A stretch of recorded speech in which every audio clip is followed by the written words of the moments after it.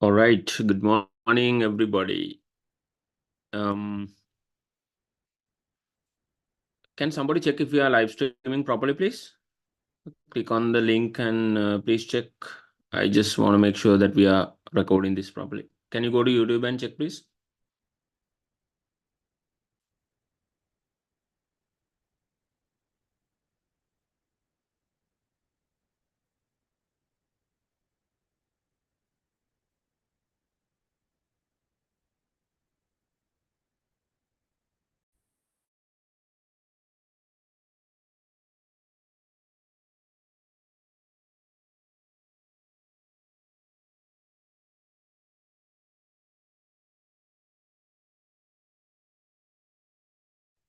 Sir, not recording, sir.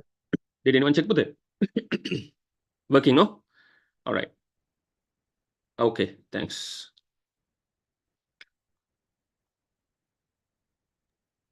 If you experience any difficulty, tell me. Yes, Budhe. Somebody had to say something.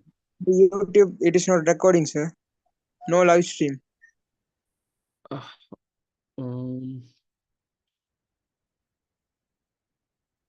It's supposed to be. When you click the link, it should open, right? The browser. Yes, sir. For me, it's showing.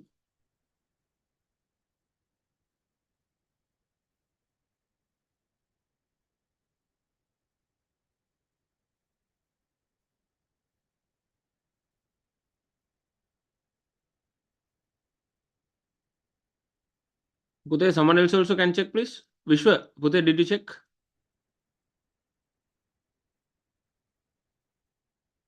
Vishwa, you there? So it's recording, but a bit delay.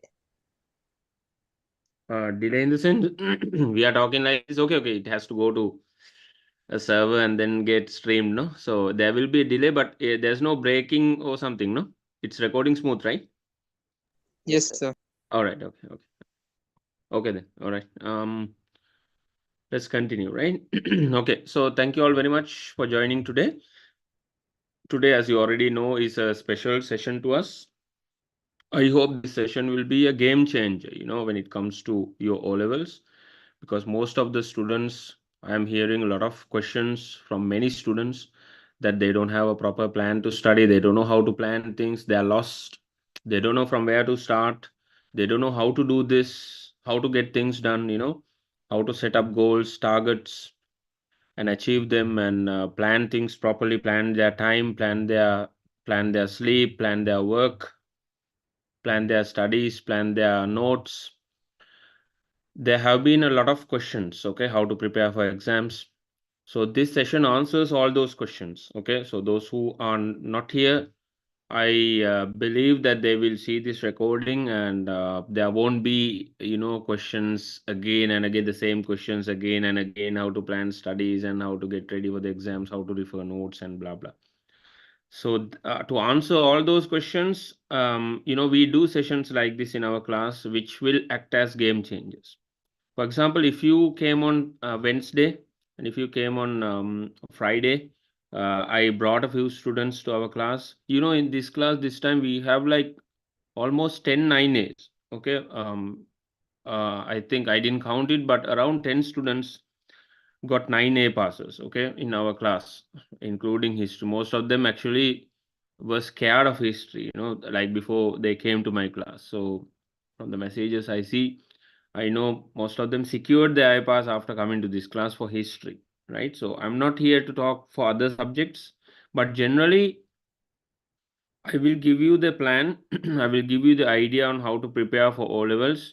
And also I brought a few students who are high achievers, so they could share their experiences with you, and I believe you learned a lot from those as well. Like I also posted the recording of the grade 10 class in the group itself, so I believe you all watched. There were two girls who came the other day. what's her name, Senanga, and I believe it's Ramla. So both of them also had to share so many things when it comes to history and when it comes to the general study plan. So you can learn from them, you can learn from your seniors, you can learn from your teachers, you can also experiment yourself what works best for you, because as you already know, everybody is different. Okay, so maybe something that works for someone might not work for you, but end of the day there are some general things that you need to understand. Okay, so our agenda is pretty clear, I guess. Yesterday itself I posted this. First up, we will be learning on how to take short notes. Then we have mind mapping, and we have the study plan and timetable, organizing your stuff, time management, sleep management, nutrition, fitness, and health will also be discussed today. Okay, so like next month we will have a parents meeting online. So normally we have a parents meeting before exams every year, where we will be talking with your parents on how to support you, how to monitor you, and how to basically keep you motivated and stuff like that. Okay, so the first things first, let's start with how to read fast and take short notes properly. Before that, let me tell you one thing that is very, very important. Okay, that is motivation, right? If you are not motivated, if you don't want to achieve some results in the O levels, it's very tough that no matter how hard we try, or how many classes we do, or how many things you do, if you are not motivated, it's going to be tough to get to pass your exams, right? In general, if you don't have a target. So first of all, you set a target, Pute. What are you going to get in your O levels? Whether it's 9 A's, whether it's 6 A's, 7 A's, based on what you want to achieve, you target. For me also, I had a target. I had 5 A's as my target, but I got 8 A's for my O levels, right? That was a huge victory for me. But I had targeted 5 A's. Certain subjects I was good at. I was good at maths. I was good at English. I was good at science. I knew I'm gonna get A passes for those. I was working hard on those subjects. So I knew, like, 3 A's. I was sure about 3 A's, but 5 A's was my target, and I had that target. Okay, so it doesn't mean that everybody should target 9 A's. Everybody cannot get 9 A's. That also we need to accept. No, yeah. Uh, like if I tell that everybody can get 9 A's, okay, you can. I'm not saying no, everybody can, but at the same time, everybody can't. Okay, let's be very practical here. Okay, so set a target that is very realistic to you, right? Don't target like, okay, next day I'm gonna land in moon. Unrealistic targets like that sometimes are not gonna work. Okay, everybody will say in motivation, aim high, you can achieve everything. Okay, at the same time, I'm not saying don't aim. At the same time, we have to be practical also. Okay, like you can't expect a student who got 10 marks to get 100 marks next exam, right? 10 marks to 30 marks is practical. 30 to 50 or 60 is practical, achievable. So first up, you decide what are you going to do for your O levels. If you don't have a plan, if you don't have a goal, there's no point. First up, how many A passes you are targeting? How many you want to get, right? What are your plans after that? What are you going to do with your life? Have a plan properly, first of all. If you don't have a plan, talk to your elders, talk to your mother, father, your sisters, your brothers, your cousins, your uncles, your aunts. Talk to them, right? If you are lost, if you don't know what to do, just have a proper, like, plan for your future. Okay, what are you going to do? What do you want to be? End of the day, you should also know, like, you should be doing what you like doing. Okay, not because someone else told you do this, do that, this is good, this is that.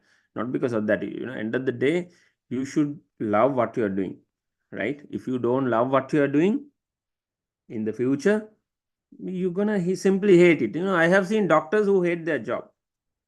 I've seen managers who hate their job. They wake up in the morning, they come and they basically, you know, ruin other people's days. I've seen people like that.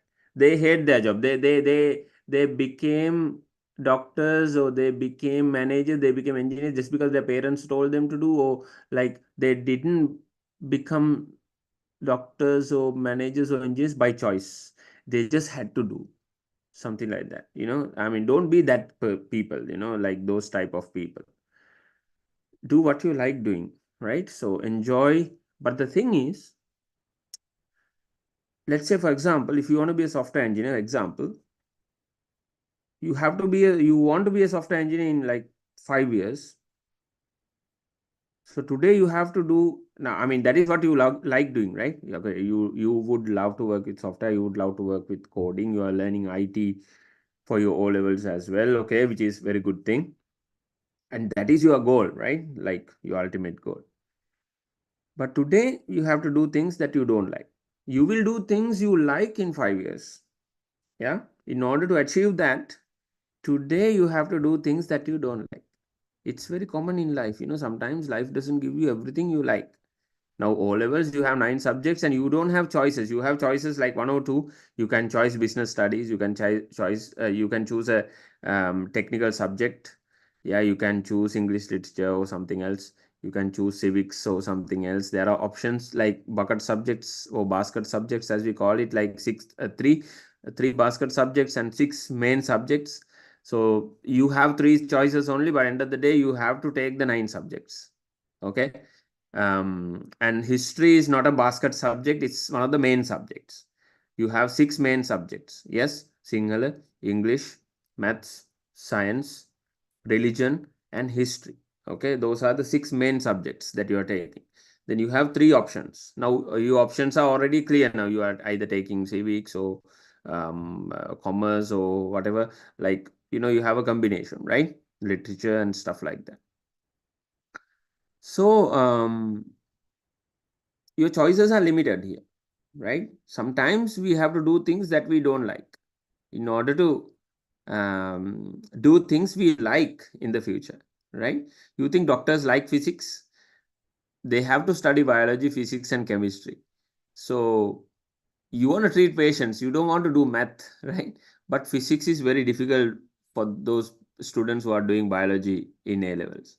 It's a very common thing. Those students who are doing math, physics is easy for them, right? Combined mathematics, physics, and chemistry, those subjects. But the doctors have to do here physics and get good passes so that they can go to medical college, right? Because they don't like it, but they have to do it. So you are also here now. Okay. So in order to achieve what you like, you might have to do what you don't like today. So history, I know most of you don't like, but end of the day, it's a requirement, right? It's one of the 6 main subjects. But you will like history. I know some of you already started liking it because of this class. I know from the feedback. But you will like it. You will learn the importance of it when you turn 30s. Yeah, when you have children one day. One day you're gonna realize, okay, the importance of what you are learning, what you have learned in this class, and whatever you're gonna learn in the future about the past and everything. You will understand the importance. But today we are focused on our exam and on your syllabus, which I believe most of you don't like, unfortunately, right? But what to do? I'm trying my best.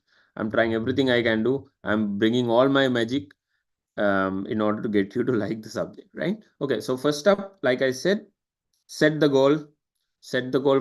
What's gonna be your O level results? What's achievable? Always aim a little high, like everybody is telling. Yeah, if you can get 3 A passes. Now, I was sure that I'm gonna get 3 A passes, right? I was sure I'm gonna get an A pass for English, then maths and science. I was good at all 3 subjects, so I knew I'm gonna get A passes. But I was aiming a little high. Okay, 5 A's would be nice. Okay, religion also. Um, then something else, some other subject. I'm gonna work hard, right? I did commerce also, so I did my O-levels like 20 years ago. That's you can't compare that to today. That's different, yeah. Those days and now the syllabus, everything is different. So I did commerce also. I will tell you, okay, how to when we are planning to discuss the managing part, yeah, how to work smart and everything.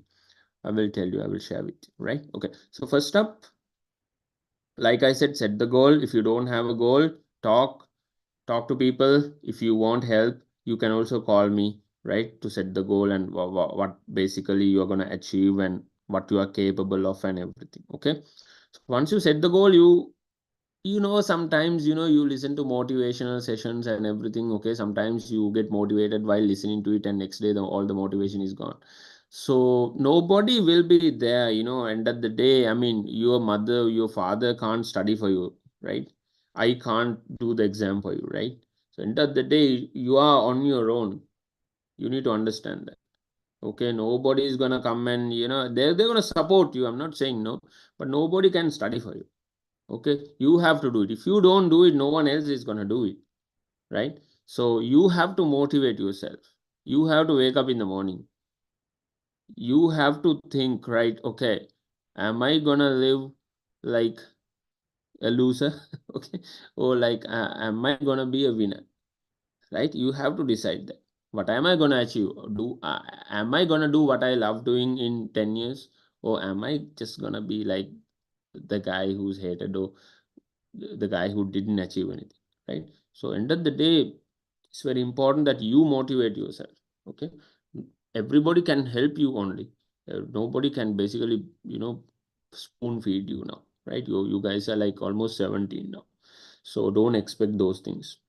Motivate yourself, set your goals, get up in the morning and start working, right? Okay, then I'm going to show you the grade 10 textbook here in order to teach you how to take short notes. Now these tips are applicable to any subject, okay, not only history, right? So what a short note will look like is like you can have papers, you can have A4 papers for short notes, so you can have a book for short notes or anything, right? Papers or books, that's what we are talking about, right? Like, let's say your paper is or book is this, the page of your book. Okay, I believe everybody can see the screen.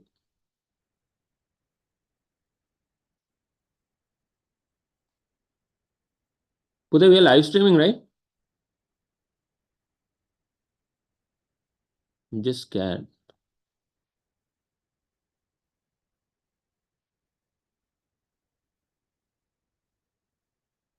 I think Zoom updated and then yeah. Putha, you can see the live stream icon, right? Because Zoom updated and I don't like this icon. Yes, sir. Okay, no? All right. Okay, I was scared. All right. So this is your page, right? So a short note, Putha, normally, what is a short note? Short note should be easy reference. Okay, you should be able to find what you like quickly, and you should be able to read it fast as well. That is what we call a short note. Okay, so you have to be able to go through the short note very quickly. Let's say, for example, if there's only 2 hours for the exam, you should be able to quickly go through like 5-6 lessons in a few minutes. That is what we call a short note.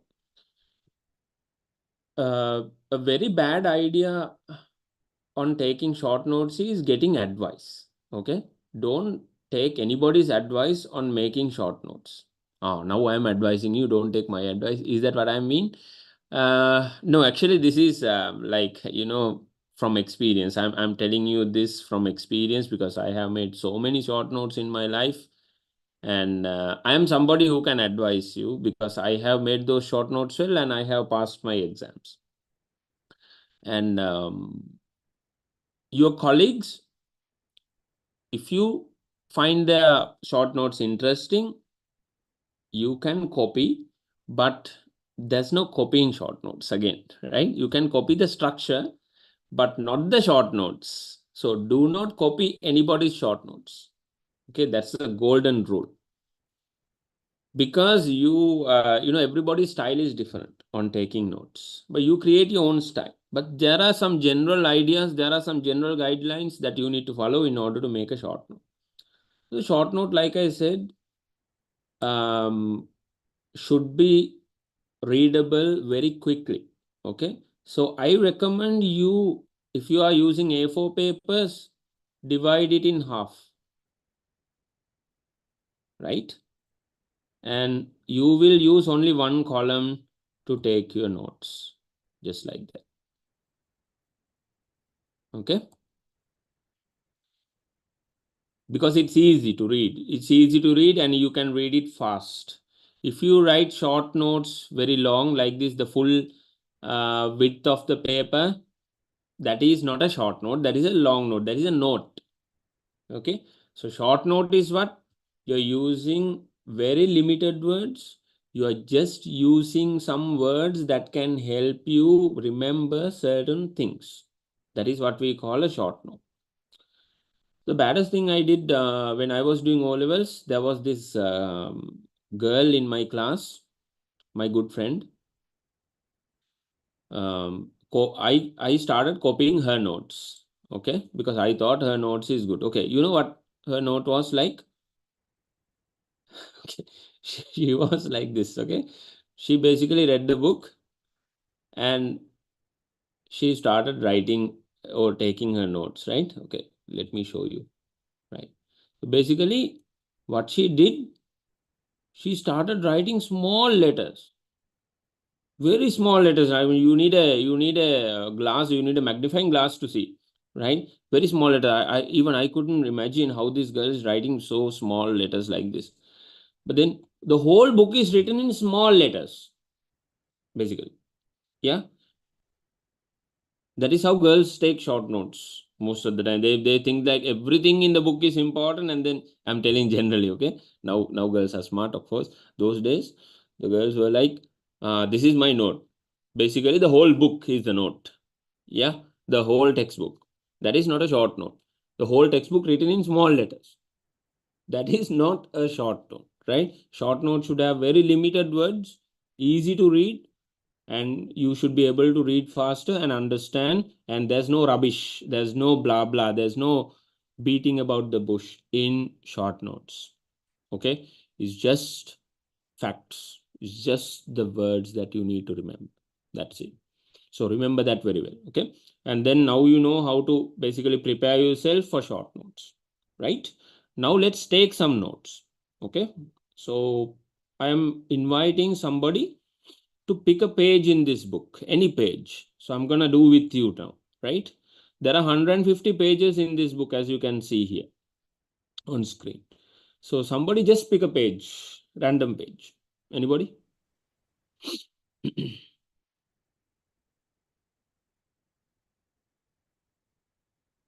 Pick a random page and we're going to take some notes from that. Random page or lesson? 15. Lesson. Lesson is better, no? We'll take a lesson. Yeah.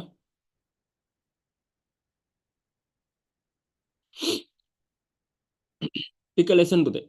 Any lesson. We have 10 lessons, 10 units. Second one, sir. Second one, sure. All right, so let's go to the second unit, okay? Here we go. Can you all see the screen? Confirm? Yes, sir. Yeah, so when you are reading the book, you know, I have told you very clearly the study plan. You have to read this book fully at least once. Okay, at least once. The best option is when you are reading the book, you have to take the notes at the same time. Now, this is applicable to all subjects. I'm not here to talk about other subjects, but this is applicable to all subjects. Okay, this is how you study for O-levels, right? Whether it's religion, you can use this for religion, you can use this for business studies, you can use this for science also to a certain extent. You can use this for other subjects like civics. So if you are taking other basket subjects, you can use this method, right? Very easily. Not for maths, obviously. I know maths is about solving sums and problems. That's different, right? So here, text heavy subjects like history, religion, business studies, you can use this, right? Easily. Okay, now you are planning to take short notes. You are reading the book, let's say, at the same time you're planning to take short notes.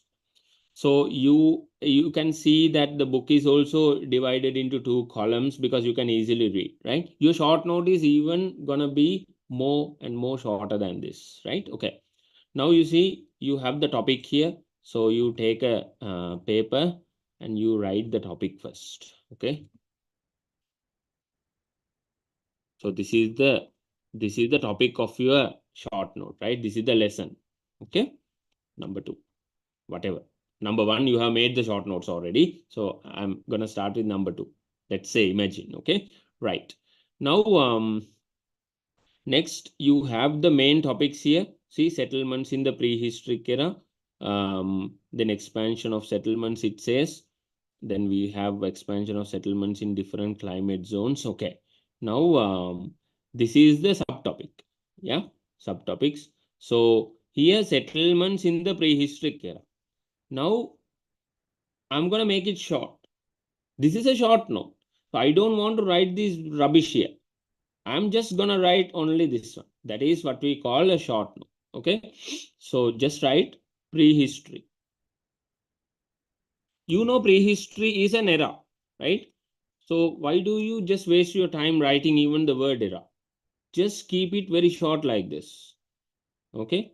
Prehistory. And now you start actually taking the notes. Everybody got it? Everybody got it? Yeah. Yes, sir. Right. Now here, now you start reading fast. I'm going to give you some tips on reading fast as well and picking keywords. You remember, if you remember, some students were saying in our feedback sessions, our senior students, reading fast, picking keywords, taking notes, making mind maps became game changers for them in taking good results in their O-levels. Okay. So I also teach all of these techniques in my class. So this is sessions like this will definitely help you achieve those goals, right? Okay. So reading fast in the sense, how do you read fast? Basically, reading fast means not reading every word. Reading fast means reading word groups. Okay, word groups. Scanning through all the words and looking for important words.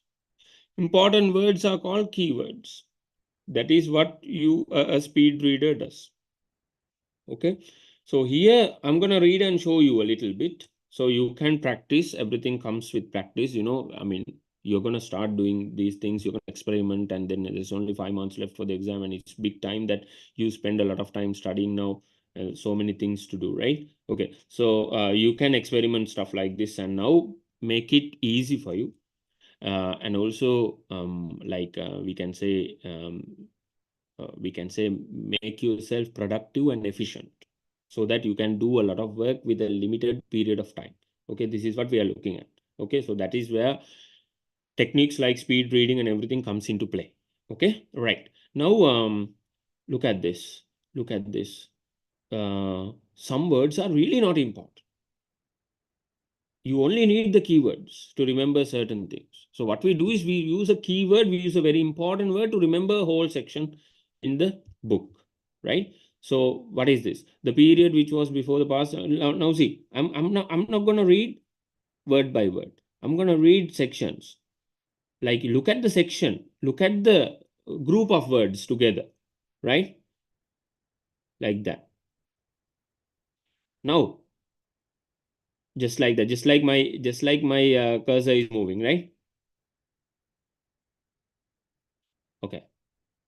Now, I read the first sentence, right? Then I found out that 2 words are important. 2 words are important in this sentence to understand what is prehistoric era. Let's see if you also can point out those 2 words. Let's see if you are thinking what I am thinking. Okay.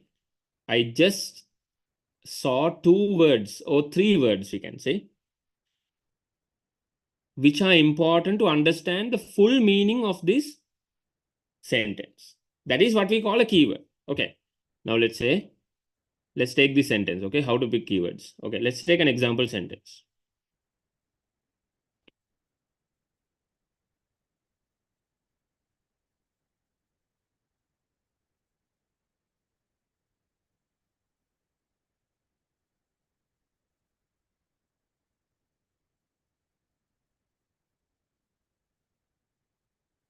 Okay, here's an example sentence, okay?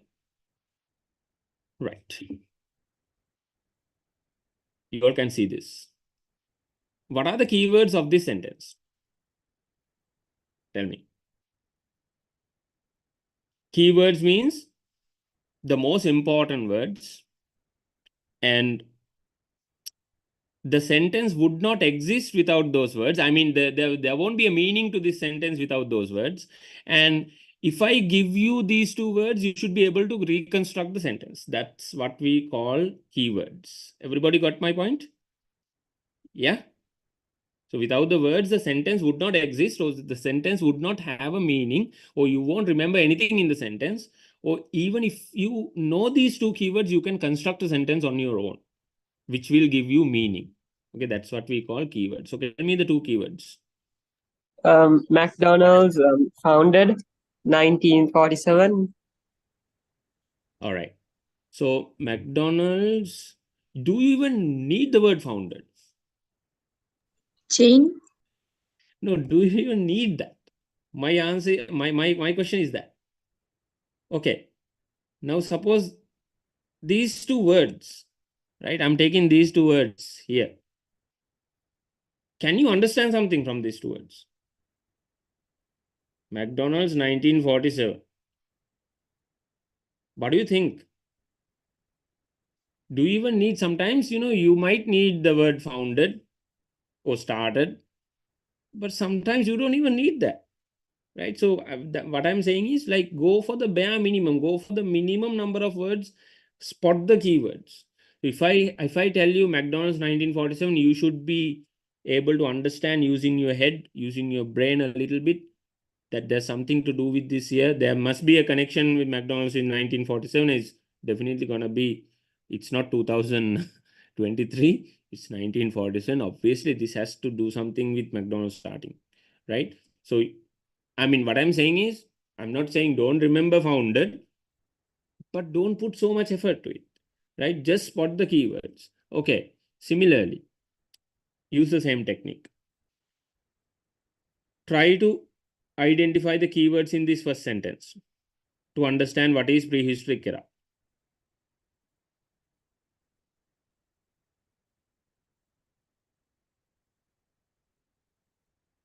Tell me. You can tell me. Period before.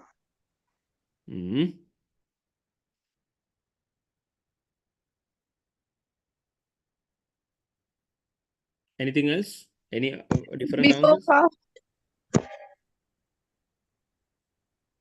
Okay.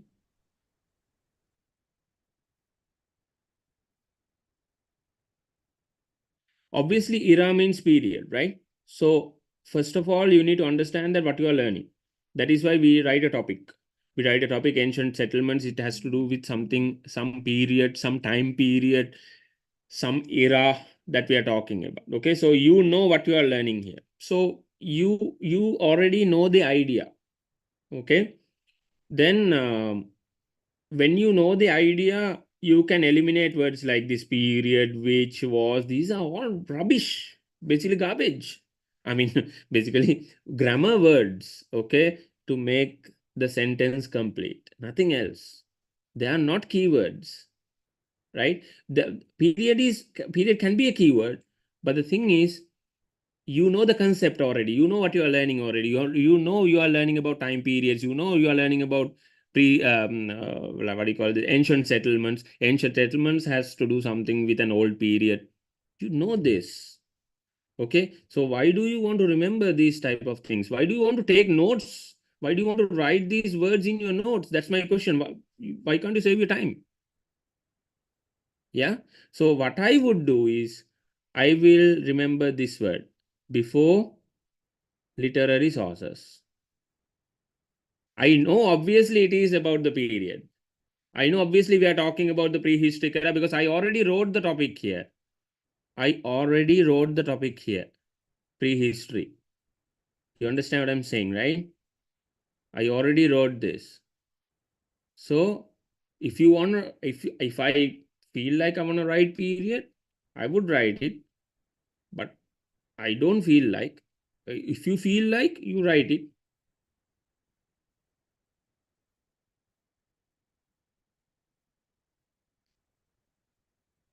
Now, this is what you call a short note. Everybody got it? Here we go. There's one idea here. So prehistory, I put the topic ancient settlements. Okay. Now I'm reading the short note. Prehistory. Okay. Period before literary sources. If I want to make a sentence out of this, okay, the time period before literary sources were written is called prehistoric era. That is how I construct the sentence using the keywords. So I only have 4 keywords here. I can put it down to 3 also before literary sources, because I obviously know that we are talking about a time period. Yeah. Based on that argument, I can also eliminate the word period if I want to. If you feel like you want to write, it's just one word, so it's okay. Everybody got it? Everybody understand how a short note should look like now? Yeah, let's continue. Let's continue Yes, taking sir. a little more. Yeah, this is what a short note is, Budhe. You should be able to read it within seconds, within minutes. You should be able to finish all the important points in your lessons. Okay, complete lesson should be able to be revised within minutes. Okay, so ancient settlements, 3 minutes. You should be able to take a short note so that you can revise the lesson in 3-4 minutes before the exam. Or you will write all the important points only, just the keywords. You will remember the words. You will make sentences in the exam. You will understand the concepts in the exam. When you see the questions, you're going to remember the answers because you know the words, you know the keywords, right? This is what we call game changing. Yeah, game changer. This is, you know, certain skills are very important in order to excel in life, right? Certain skills. For example, let's say many students like cricket and stuff like that, boys especially. Yeah. So let's say, what makes a good batsman, for example?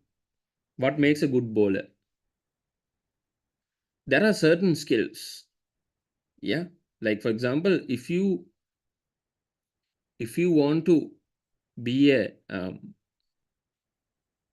good batsman, right? You need to have very important skills. Like what? You should be able to play swing.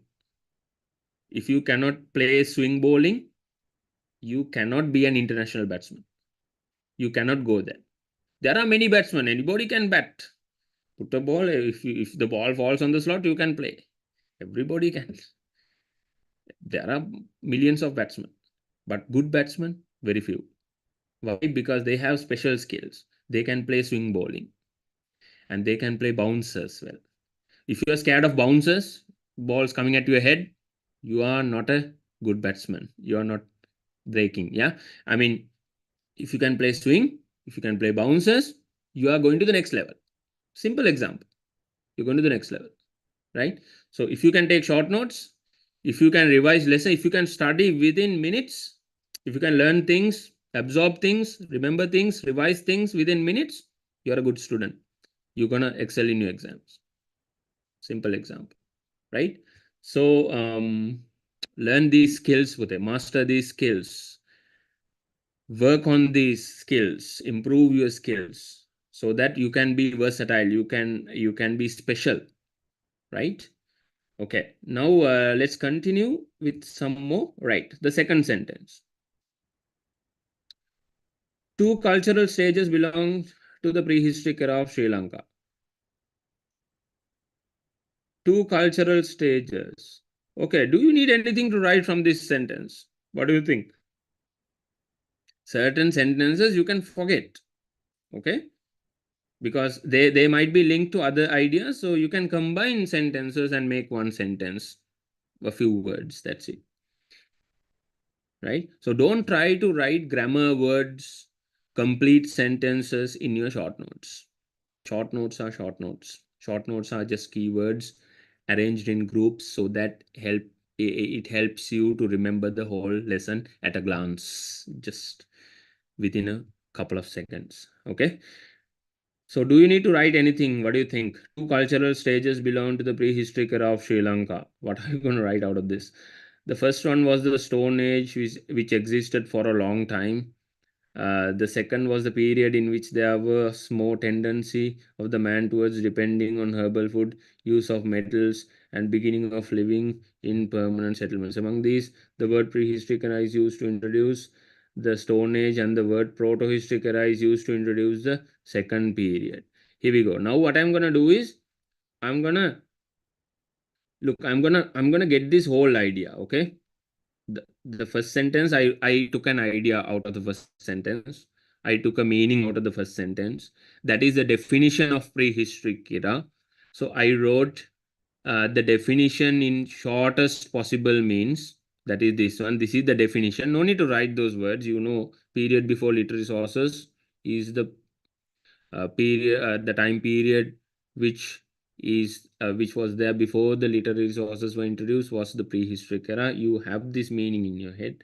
And the second one is the second few sentences basically points out to the fact that there was an era called Stone Age. Here we go, keywords. Stone Age, which existed for a long time. And the second was there was more tendency of the man towards depending on herbal food, use of metals, and the beginning of living in permanent settlements. So prehistoric era means the Stone Age. Then the protohistoric era is used to introduce the second period, that is when man started settling in permanent settlements, using herbal food, like engaging in agriculture and using metals. Okay, so get this idea in full and look at the way I'm going to put them, right? I'm going to just put prehistory here. Can be a small topic. Stone Age.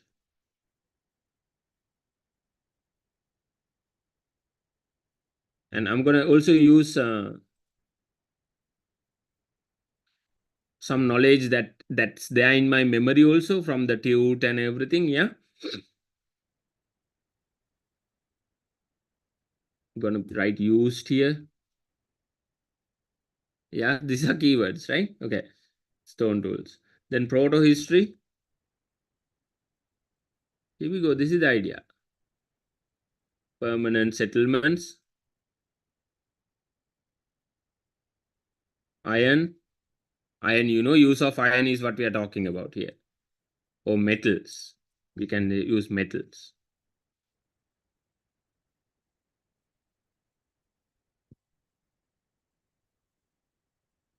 Got it? Everybody got it? Now look at this whole thing. This whole paragraph is put down to like 10-15 words. Yes? Yeah?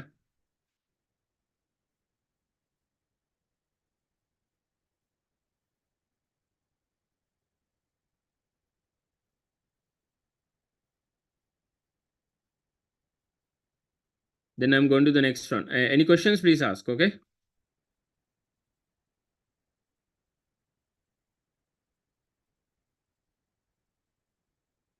Next section.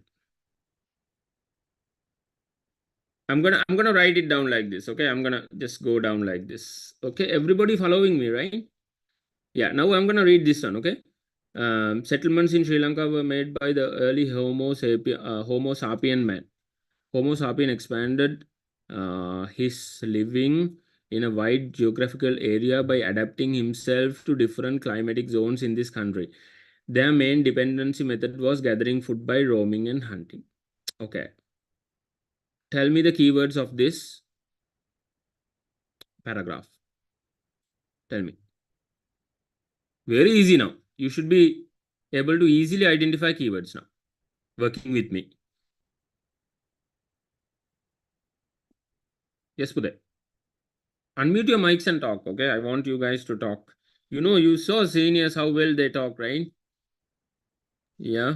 Because they learn those skills by coming to this class and engaging in conversations also.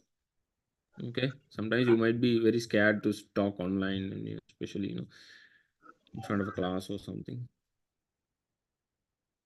Tell me. It's okay to do mistakes, okay? It's okay if you did it wrong, fine. You just get it right next time, okay? Yes. What is it? What are the keywords of this full paragraph? So that you can make this paragraph again using those keywords. If I told you to. Yes, Zainab. Gathering food by roaming and hunting. Okay.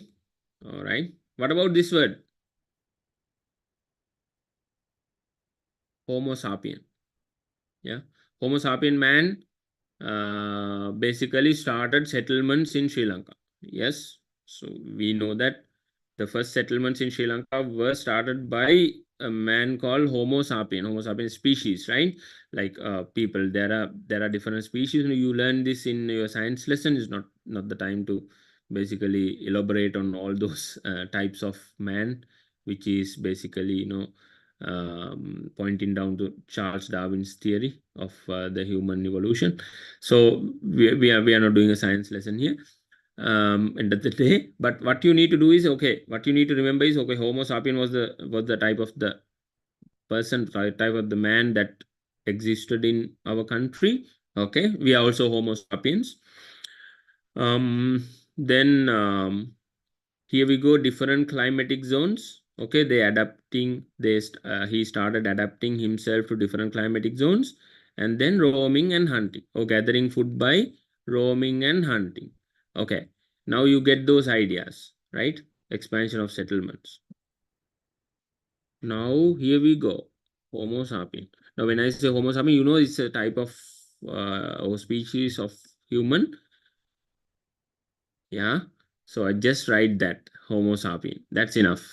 Meaning that there's a meaning to this. What is the meaning? Homo sapien is the type of people who basically settled in Sri Lanka for the first time. Okay, that is under expansion of settlements, right?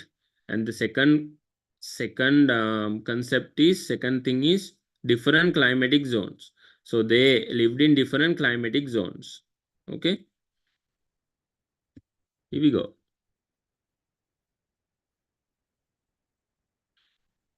So when you read the short notes, if you don't understand, add a few words is fine. Okay, but try to keep it to the minimum so that you can remember, right?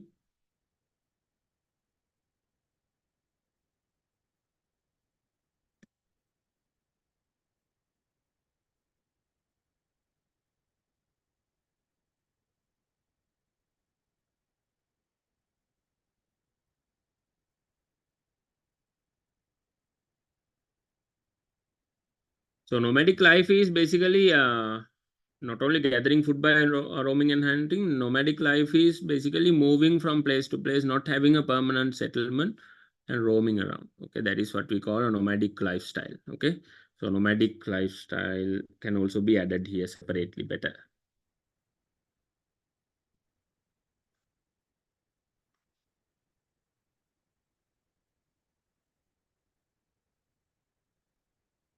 Okay, you can add it here. So you can put bullet points like this. Let me just use a better one, thicker one. Yeah.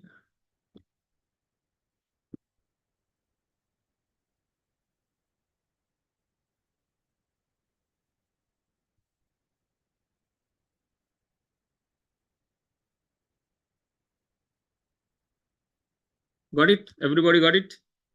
So this is what your short note will look like. It's very easy to refer, very easy to understand. Now, if I ask you to read this and write 2 paragraphs, you should be able to, okay?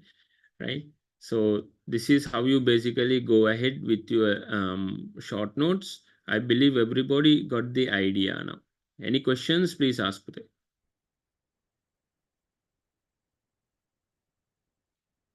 Pick the keywords, understand the most important words. If those words are not there in the sentence, they would be meaningless. So identify those. That comes with practice. Even in one day you can't master the technique of making short notes. So what are you going to do now? Make notes and send them to check. Okay, yeah, use that service that we are giving. Not many classes are giving that service, no, but so you're going to take some notes. You're going to make some notes on your own and send them to me to check so I can help you improve, and then you can move forward from there. Okay, you can save a lot of time. You can revise lessons within minutes. You will be prepared to face exams within minutes. You will be stress-free. You'll be fully ready for your O levels. Okay, when you start doing this. So everybody start doing grade 10 lesson number 1 onwards, make the short notes. Read the book, and while reading the book, you make the short notes. Okay. And read the tutes also, like I'm telling always. Even by reading the tutes, you can get good passes for your exams, right? Okay. Those students, like you saw by yourself for the other day how important the tutes were in getting A passes for those students. They changed their game completely. So just read the tutes. By reading the tute also, you can make short notes, but we can't cover everything in the tutes. Let's be practical here. So that's why I'm expecting you to at least read the book once. Okay. So by reading the tute also, you can get those short notes. Any questions about short notes? So I told you how to take them, how they should look like. If your short notes are basically small letters which have long sentences, that is not a short note. Okay. If you want your short notes to be checked, history, you can try other subjects also. You can say, I don't mind checking your notes. Yeah. You can send them. Okay. Everybody okay? Any questions about short notes? We're going to wrap it up. That's it about short notes. All right, let's go for a short break. We'll be back in 5 minutes. Okay.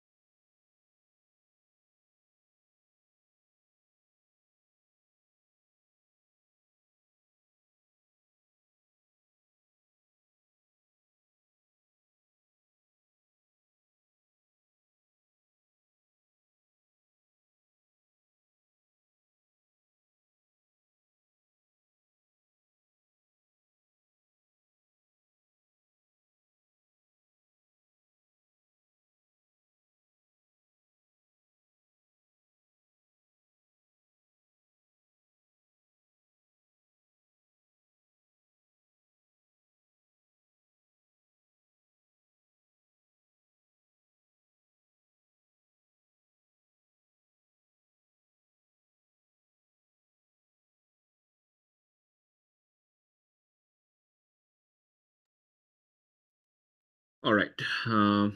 Welcome back.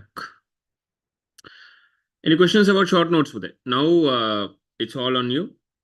You have to make notes now, right? You have to. When you start making notes, you will learn more and more, right? I can guide you only. You have to make your notes now. You can send them for me to check if you want to get them checked and if they look nice and whatever it is. End of the day, nothing matters. Basically, my feedback also doesn't matter. If you can remember what you are studying, that's all that matters. Okay, no matter how you're gonna remember them, we don't care. End of the day, you should be able to recall them during your exam, whatever you learned. That's all that matters. Okay, nobody's opinion really matters, right? But if you want to get them checked, if you want a second opinion on something, just send them to me to check. Right. Next up, we have another very special tool that can be used to basically master your studies. This can also be applied to any subject. Maths can be an exception, but apart from mathematics, we can basically apply this to any subject, which is very, very proven and which has been helping me. This tool, this technique has been helping me for the past, we can say, 13-14 years. I started using this, in about like 2008, 2000. Yeah, I think 2007 or something. Yeah, so for the past 15 years or 16 years, this has been helping me score very well in all my exams that I had. Yeah, for the past 15-16 years. I learned this when I was like 20 years old, right? Okay. Now it's very common because with technology and everything, you have YouTube and you have so many tutorials teaching you how to do this. And this method is called mind mapping. Okay. Now, I have seen many videos, many sessions explaining how to do mind maps and what's mind maps. But I haven't seen, many videos explaining what's the importance of this and what's the purpose of it, right? So first up, let me show you an example of a mind map, right?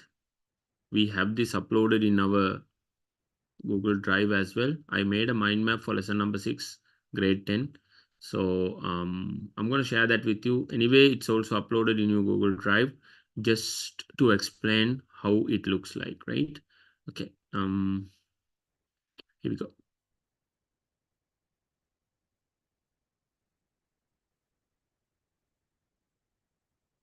Right. So this is what you call a mind map, right? What is a map? Anybody? Tell me. What do you think? What's a map?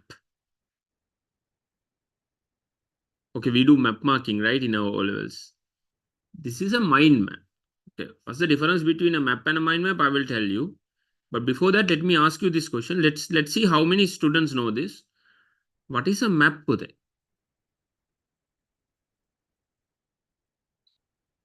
Yeah.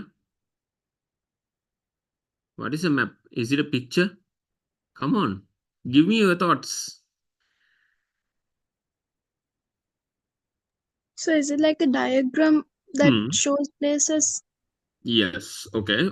What can it be used for? Let's say you have a map. What's the purpose of it? Now you would say, okay, the purpose of the Sri Lankan map is to give you a hard time in your O levels. Yeah. Yeah. The purpose of the Sri Lankan map is to basically, ruin all the hard work that you did in your O levels, right? Because they're going to give you some difficult places to mark. Okay, we're gonna learn them anyway. Is that the purpose? What's the purpose of a map, Pute? Why do we use maps? To get information from it. Information on what?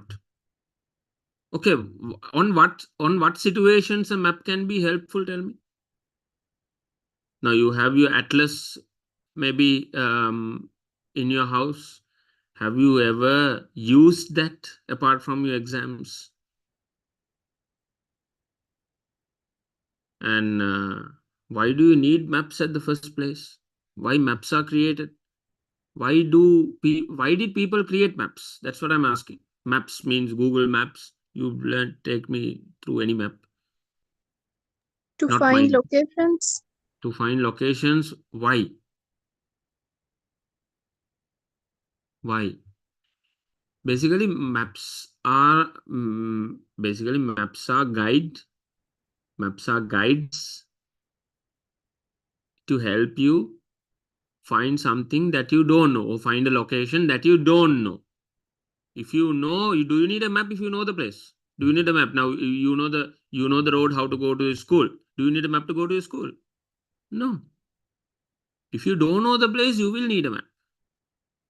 You will need maps, can be electronic also, like Google Maps, okay, or printed maps, okay. There are different types of maps. Those who learn geography know this. There are different types of maps. For the country also, there are, like, 1 to 50,000 this standard maps. Military, they have their maps. Pilots, they have their own maps. Then geologists, they have their own maps. Okay, different people have their own maps. We also have our own maps, which is basically in the atlas, basically the political maps. They're all different. There are different types of maps. What maps do is basically they will help you locate a place that you don't know. Okay, that is what maps do. A mind map is something that will help you remember things that it's very difficult to remember. This is the difference between a mind map and a normal map. Normal map will help you find places or locations that you don't know or difficult to remember. A mind map will help you find notes or help you find things that you learn if it is difficult to remember. That's the difference between a mind map and a normal map. Normal map you will use to find locations. Mind maps, you will use it to remember things that you need to remember for your exams. Okay, mind map is for studies. Normal maps are for locations. Okay, that's the difference. So mind map is also an illustration. As you can see here, it's like a diagram, like an illustration, which will basically summarize everything into one page. Okay, now a map can't be, you can't call a book a map. A map is one paper. Okay, mind map is also one paper, right? So what we can do with mind maps is we can summarize entire lessons into papers. So all you need is 10 papers like this to complete your grade 10 syllabus, because grade 10 has 10 lessons. So you can basically summarize all those 10 lessons to 10 sheets of papers like this, if you really know how to create a mind map. So there are a few techniques involved in how to create a mind map, and how the procedures involved in how to create a mind map. And this is the session we are going to learn that. I believe you will use this for all subjects, that you can use this, not only for history, and you can get great results like our seniors were telling in the class, in the previous classes. Okay, they were using mind maps. It was very easy for them to remember everything, right? Okay, now again, at the beginning I told you how to make how to deal with keywords. Again, you will need keywords. Okay, now mind map also, again, you are not using sentences, you are not using long notes here. You are trying to summarize entire lessons into a very small space, that is one paper. Okay, so one lesson, one paper. If the lesson is very long, let's say, for example, there are some long lessons in your syllabus also, those things can be put into 2-3 mind maps depending on the sections of those lessons. Okay, for example, let's take lesson number 6 of grade 11. Lesson number 6 of grade 11. Yeah, Sri Lanka after independence. Yeah. Okay, so that's lesson number 6 of grade 11. That lesson is a very long lesson. So lessons like that can be put into 2-3 mind maps. That's totally fine. Okay, right. I have mind maps made like this to help you. Certain mind maps I will be sharing with you also, but this will act as a general guideline on how to make mind maps. Okay. Now I'm not going to repeat this technique in our next day. I'm going to discuss this lesson on our next day, on Wednesday. Okay. So this is just to show you how mind maps are made. Right. This is what a mind map will look like. Very short and sweet, very clear. And here's the deal here. Okay. As you can see in the middle, what do we have in the middle, Pute? We have the topic. What's the topic? Lesson number 6. Here I have made this mind map for lesson number 6. I put historical knowledge and practical application in the middle. Okay. And what you immediately see here are the subtopics. Okay. Now the beauty of a mind map is you don't have to read the full lesson. Many people don't know how to use mind maps. That's what I am teaching you here. They know to make mind maps, but they don't know how to use it, how to save time, by using it. So the beauty of mind maps is you can summarize the lesson into one page, and you don't have to read the full lesson to make the mind map. You can actually make the mind map while reading the lesson. Or you can actually start the mind map and then you can read the lesson. Okay, that's the beauty of mind maps, right? So use this properly, okay, to excel and to get great results in your exams. Okay, so again, I'm gonna open the textbook in order to show you how I will make a mind map. Okay, let's pick a lesson and make a mind map now. Start a mind map. You can complete it. Okay, you can complete it and send me. Right. So you can use colors, basically not forbidden, not like your exams, only blue and black are allowed in your exams. But when you are drawing mind maps, you can make it appealing, make it nice on your eyes.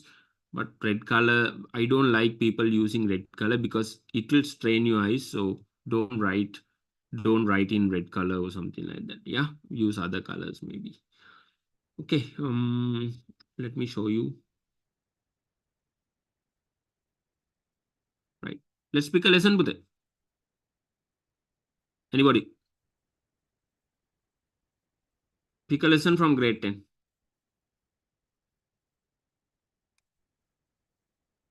Lesson 7. 7, okay. Let's go to lesson number 7.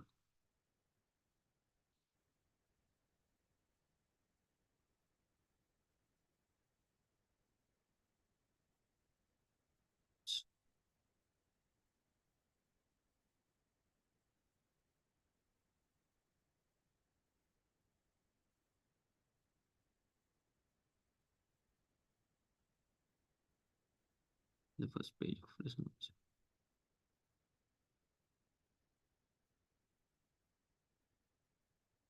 Yeah. Okay. So lesson number 7 says decline of ancient cities in the dry zone and origin of new kingdoms in southwest. Okay, again, I appreciate that Putha selected this lesson because again the topic is very long, right? Let's try to make it short. Okay, so first you have decided to make a mind map for this lesson. This is the first step, no? Right. So now you are studying lesson number 7 and you want to make a mind map to remember things in lesson number 7 better. You can use short notes, you can use mind maps, you can use both or you can use either. No problem, okay? Some students remember better with mind maps. Some students remember better with short notes. Some students might need both, but you decide. Normally, I use mind maps. I don't use short notes now because I know mind mapping works well for me. So now, if I want to study for an exam, I don't take short notes now. But when I was doing O-levels, I used to take short notes. When I was doing O-levels, I didn't know how to make mind maps, okay? There was no teaching on that. Yeah, I learned mind maps even after doing my A-levels.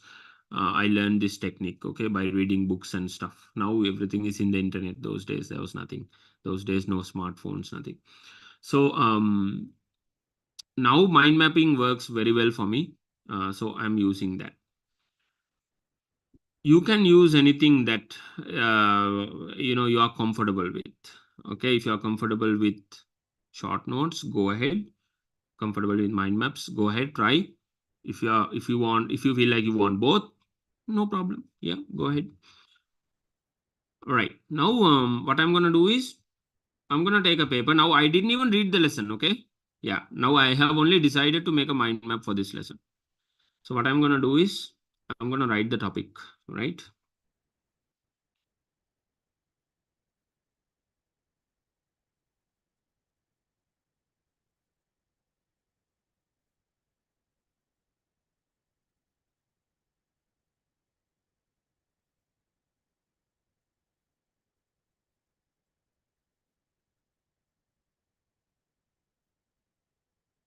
I just made it short. Okay. Yeah. See, decline of ancient cities in the dry zone and origin of new kingdoms in southwest. Okay, ancient cities, so Anuradhapura, Polonnaruwa, they were in the dry zone. Origin of new kingdoms, all the new kingdoms emerged in the southwestern part of the country. Yeah, south towards the west and south. Yeah, that's what we are learning here. So I just tried to make it very short to save time, right? Okay. Now saving time is very, very important. So not only while studying, but being smart, you have 9 subjects to deal with as well, right? Okay. So what I did, I wrote the topic in the middle. Okay. So just imagine the mind map is like a tree. Okay. The trunk of the tree is the main part. Then you have branches of the tree. Then you have stems and like that. Okay. So mind map is like that. Okay. Or just imagine a city center. Imagine a city center. The center of the city is the main, let's say, color light. And then you have roads, main roads in a city, right? Just like this, main roads. Normally, not all cities have 4 roads. Some have 3, some have even 6. Yeah, huge cities, they have more than 4 main roads. So just imagine, okay, this is the city center, this is the main color light of the city, and then there are main roads. Okay, main roads are your main topics. This is the main topic actually. So main roads are imagine your main subtopics. Okay, then these main roads can also lead to small roads, smaller streets as we call. Yeah, so these can be small streets. So what are they? Basically, they are subtopics. Okay, so we have the topic in the middle.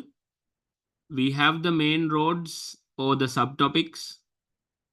We can normally have 5, 6 subtopics, maximum 5 or 6 subtopics. Okay, is what we are looking at. 4 is much, much better. Okay. But the lesson gives you 5 subtopics, you go with that. Okay. Then subtopics are also there, meaning that topics under subtopics are also there. So there are subtopics. So we have these small roads like that. Okay. So this is what the structure of a mind map will look like. All right. Similar to what I have written here. Okay. What I have drawn in for lesson number 6. Right. Now I put the topic here. Now I'm going to scan the book. Now I didn't even read the book. I'm making the mind map without reading the lesson. What I'm going to do is by the time I finish reading the lesson, I'm going to finish making the mind map also. This is the beauty. This is the beauty of it. The beautiful thing about mind maps is your brain remembers it like a screenshot. Like you are taking a screenshot in your phone. Okay. Your brain remembers it like a picture. Our brain likes to remember pictures more than words. Yeah. Any word that you are trying to remember. Let's say, when I say prehistoric settlements, at least that word will appear in your head as a picture, right? That is that is how your brain works. When I say mother, you can imagine the picture of your mother. When I say Colombo, do you see, what do you see? What do you imagine? You can, if you have traveled to Colombo, you see a photo of Colombo in your mind. That is how the brain remembers things. So first you need to understand how your brain works. When you have understood how your brain works, you also understand how to make use of it. If you don't know how it works, how do you know how to make use of it? Yeah. So this is what we are using in mind mapping. We are using pictures. We are using text in picture format so that you can remember better. So when you are making mind map, the whole mind map will get deposited in your memory as a picture. So all the important points will be there in the mind map, and you can easily, recall it, the screenshot that is saved in your memory, and you can point out, you can identify the answers. Okay. Now, many students have problems when answering essay questions. Okay. The main problem that students are facing is they don't recall the points when answering essay questions. Mind maps can be your answer to that. Okay, because by using mind maps, you can remember all the important points in a picture format. And then when you have this essay question in your exam, you can recall the mind map, and then you can go to that place, locate the keywords in your memory, and then dig them out and make sentences out of them and make paragraphs explaining stuff. That is the beauty of mind maps. Mind map can be an effective tool to answer essay questions. If you want to watch this recording again and again 100 times, no problem, do it and get the stuff done properly. Okay, right. Now, what I'm going to do, I picked lesson number 7 and I have already decided to make a mind map out of it. And now I'm going to locate the subtopic so that I can draw the main roads of the mind map, or the main topics around the main subtopics around the topic. Okay, that's what I'm going to do. So see, it says background of urban life. Okay, 7.1. Then we have 7.2, first urbanization. That is a subtopic, as you can see here. 7.3, let's go to 7.3. Downfall of Polonnaruwa is 7.3. Where is it? Yeah. Yeah. Downfall of Polonnaruwa 7.3.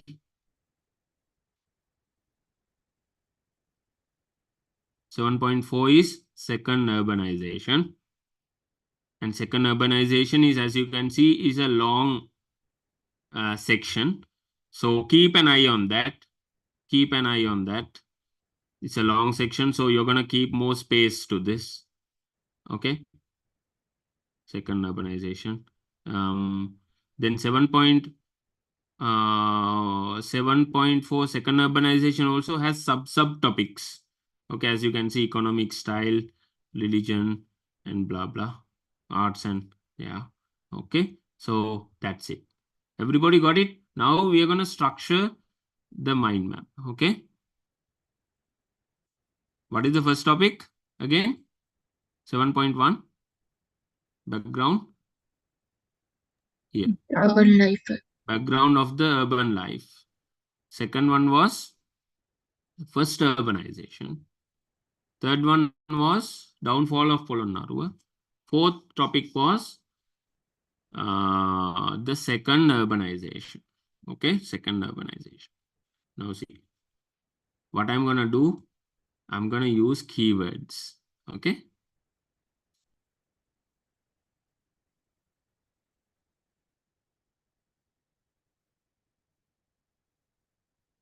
I'm just going to write background only here. Okay. I'm going to go anti-clockwise. You can use any method you want, no problem. Okay. You can put numbers if you want, letters, numbers, anything you like, you can do, right? Okay. So what I'm going to do is I'm going to put background here. I'm going to put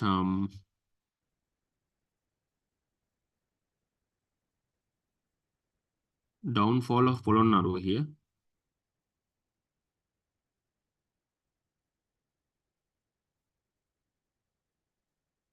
And I'm going to use this side. No problem. Okay. You can use any way you like. Okay. I'm going to use first urbanization here.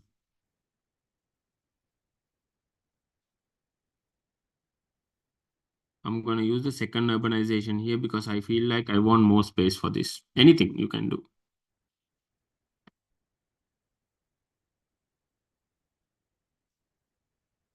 Because I have subtopics also, so I wrote it a little close to the main topic, okay? So to save space as well. So here we go. Here are the main topics, main subtopics. I'm gonna line up my ideas and short notes, keywords. Okay.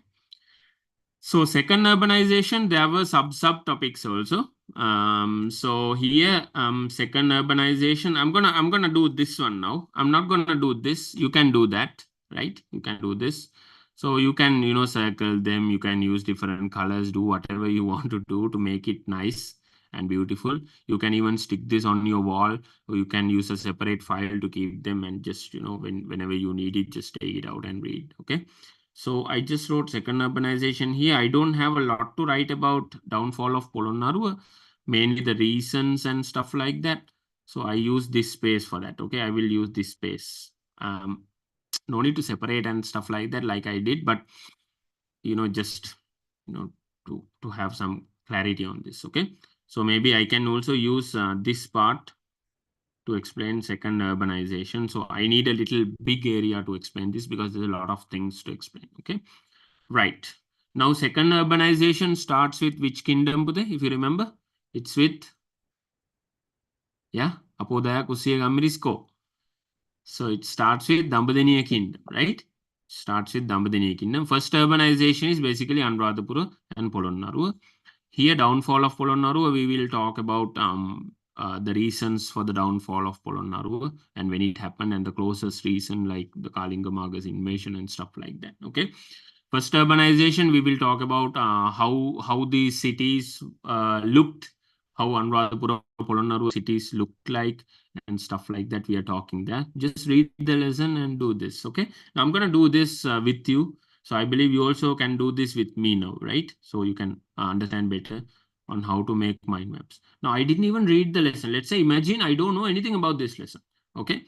So I'm new to this lesson, just imagine, okay? How I will be doing this. Look, the second urbanization. Okay. Under the second urbanization, I have several kingdoms. Dambadeniya, see, these are also subtopics. Dambadeniya, then I have Yapahuwa, I have Kurunagala, Gampola, and Kotte. And also Jaffna is also a subtopic. Okay. Then 1 year. Now you will see that it's a big section in the book. So you can also make a separate mind map, right? Using second urbanization. You know what I mean, right? Like when there are big lessons like this, you can write second urbanization in the middle and you can write Jaffna, you can write Dambadeniya, Yapahuwa, Kurunagala as subtopics and make a separate mind map also. But here I won't do that. I'm just showing you how to, but you decide what's best. Okay. No problem. You have the freedom, right? You have the freedom to do this. Okay. Now here, what I'm going to do is I'm going to summarize this thing. So I'm going to use, I'm going to write Dambadeniya here. Oh, I can do something like this also.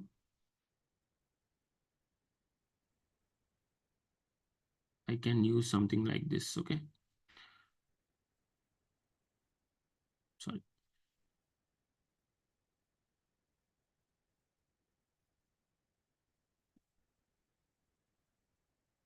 So what I'm going to do is I'm going to draw something like this. I'm going to write Dambadeniya here. Let me just make the letter small.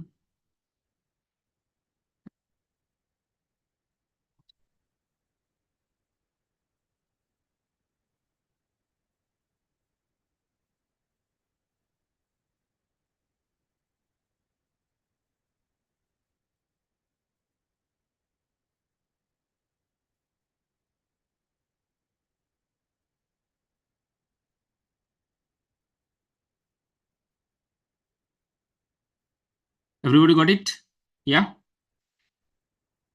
So important things about Dambadeniya, I'm gonna write under this one in bullet points. Now, this is what Pude? This is the topic in the middle. Here's the topic, decline of ancient cities, origin of new kingdoms. Here's the subtopic, second urbanization. Here are the subtopics, Dambadeniya, Yapahuwa, Kurunagala, Gampola, Kotte. Jaffna also, if you want to write somewhere in the corner, no problem, go ahead with that. And under Dambadeniya, I have some points. So they will go like bullet points. They are actual points. Okay, actual points. So what am I using as points? I will use who founded Dambadeniya, important kings and important events that happened under Dambadeniya. I'm going to line them up, right? Okay, so I'm going to use my memory to do this. I have read my own tute. I have read the section in your book. I have identified the important stuff. You can also do that. You can also read the tute. You can also read the book and identify important keywords and write them here. Okay. So I'm going to do this here now. So I'm going to use bullet points to remember the points, to remember the actual things that I have to remember. Okay. So what happens here is when you complete the mind map, the whole mind map is going to go and deposit in your memory like a picture. And whenever you want to write about Dambadeniya kingdom, these important points will come into your play. At least you have 3-4 very important points to write about. You don't run out of ideas. That's what I mean, which will be very helpful when it comes to your essay questions. Okay, you need points. You need to remember points, reasons, stuff like that to write essay questions. This is how you remember them. This is the best way to remember them. Okay. Dambadeniya. Who founded Dambadeniya kingdom? Anybody? Vijayabahu III. Okay. Then I'm gonna write it like this. Okay, short notes now. Founder. Then another important king, Parakramabahu II. Sorry. Vijayabahu III's son. Okay.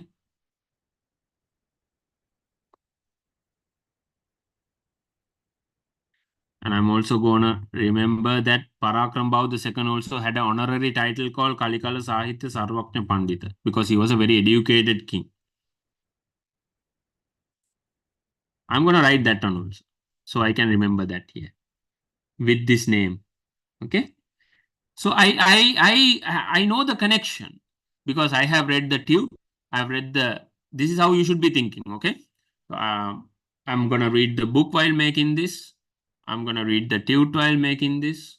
So you get information from the book and the tute. Tute will basically, tute doesn't have any rubbish or anything like that, blah, blah. Tute will be to the point. Everything that you need to remember will be there in the tute. So get the tute as a reference. Check the book if you have to, and then start making this. Okay. So see the important stuff I'm lining up. Okay.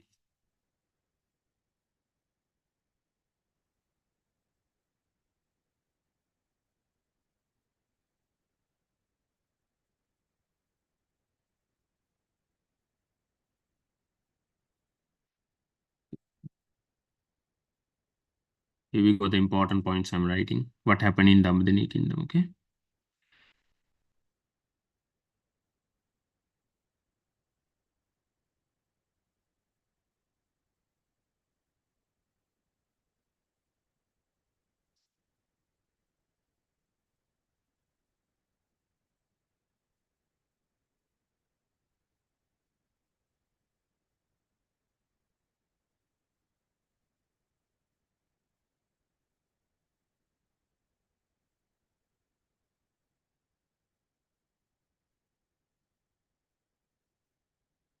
See,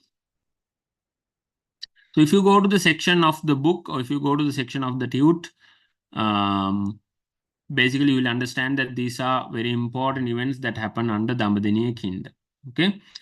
Then founder Vijayabahu III, then Parakramabahu II was his son, notable king of Dambadeniya kingdom, strongest king of Dambadeniya kingdom, we would say, because he is the one who defeated Kalingamaga, and he also faced 2 invasions by Chandrabanu. and managed to defeat them as well. Okay, so those are some important events that happened under him. So you can just, you can use your instincts, techniques to write nice stuff, draw, separate them from others, whatever you want to do, you are free to do, but don't make it a mess. Okay, that's all I want you to do. So this is how you basically make a mind map. And Yapahua Kingdom, likewise, you can say founder, blah, blah. Short and sweet, as you can see, very easy to remember. So let's see. Let's see. Okay. Now look at this, and I'm going to ask you questions. Okay. Look at this for 2 minutes or 1 minute.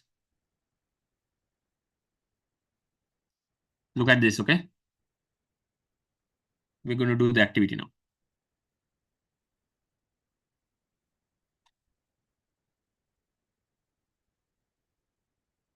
Trust me, this will go into your brain as a screenshot.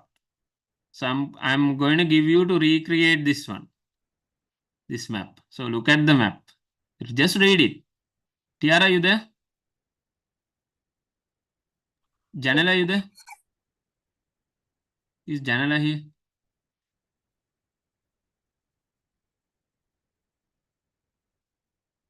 Students who need help, please call me, okay? Call me if you are facing any difficulties in studies and stuff like that. My phone is on. So give me a call, especially on Sundays. I'm okay to talk to you. So make use of that, okay? Yeah. Once you're done, tell me.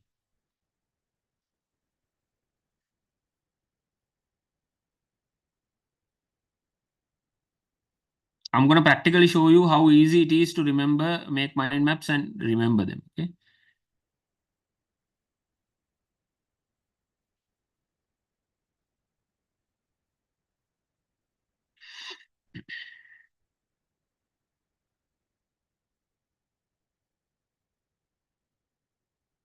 Okay, I got your message, Tiara.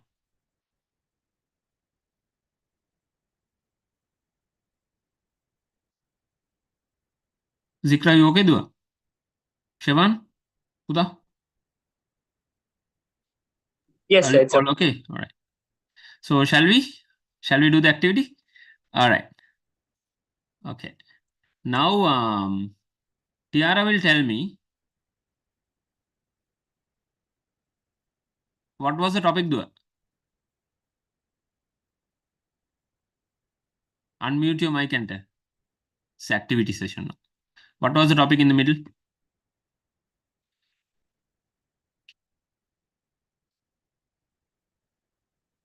Tiara, you there?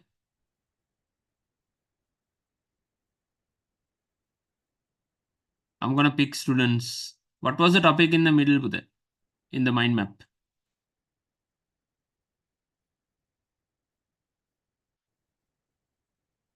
Okay, someone else unmute and talk. Anybody? Decline of ancient cities or origin of kingdoms. Origin of new kingdoms, yeah. Okay. And what was here? If you remember, what was here in this area? Background, yeah. Okay. Now you see, you remember, right?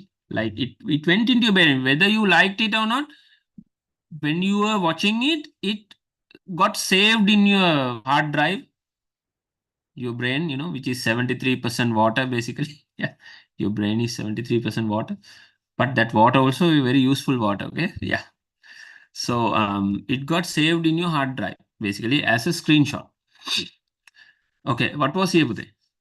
What was here?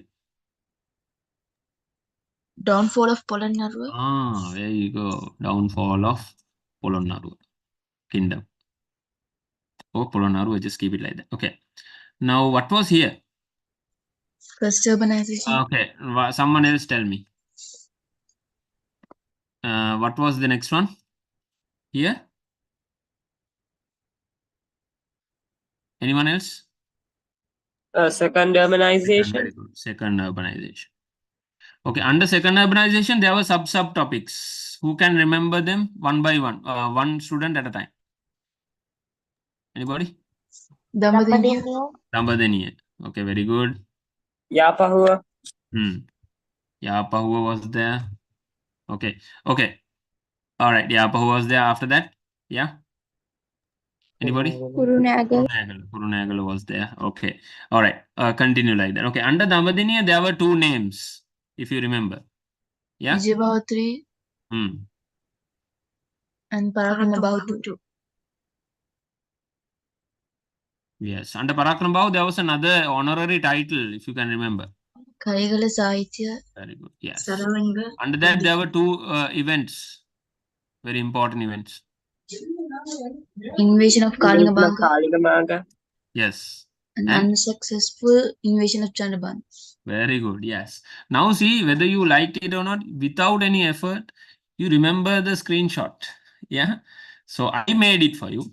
But you can also start making your own mind maps now. While reading the book, you can do that. I didn't exactly read the book here. I use my memory to do this. But again, that is to save time basically. But you can practice more and more. I believe this technique is very much understood.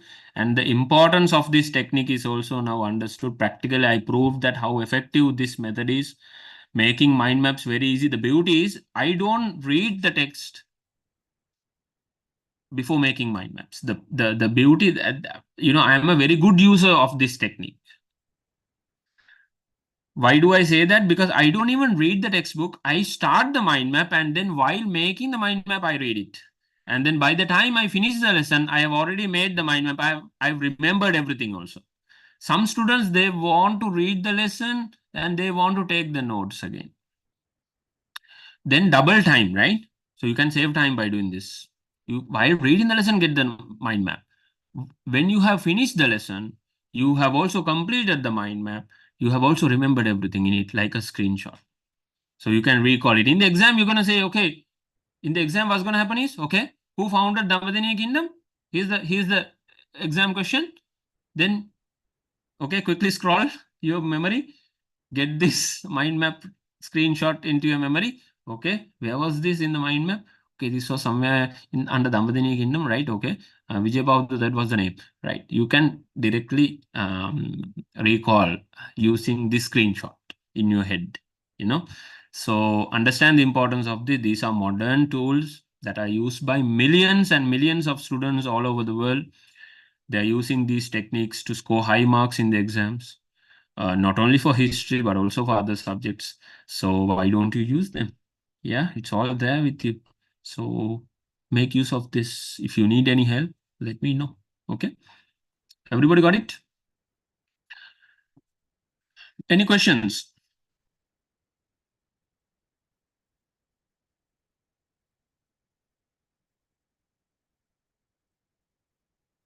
Go for a short break. We'll be back in 10 minutes. We'll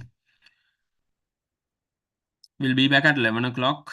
We're gonna discuss a few more things, and we are also planning. No need past papers today. Let's skip it because this is a support session that we are doing. Basically, many students had problems. This session is recorded, so many students can benefit of this session later on. Yeah, that is why we basically plan to do this session. There will be more sessions like this starting January to help you out to discuss additional stuff that are required, like figure discussions and these kind of things. Yeah, we will use that time.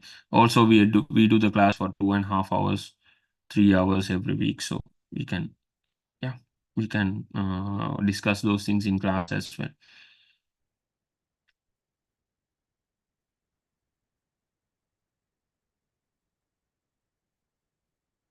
Ten minutes break. We'll be back in 10 minutes. Yeah, 7 o'clock.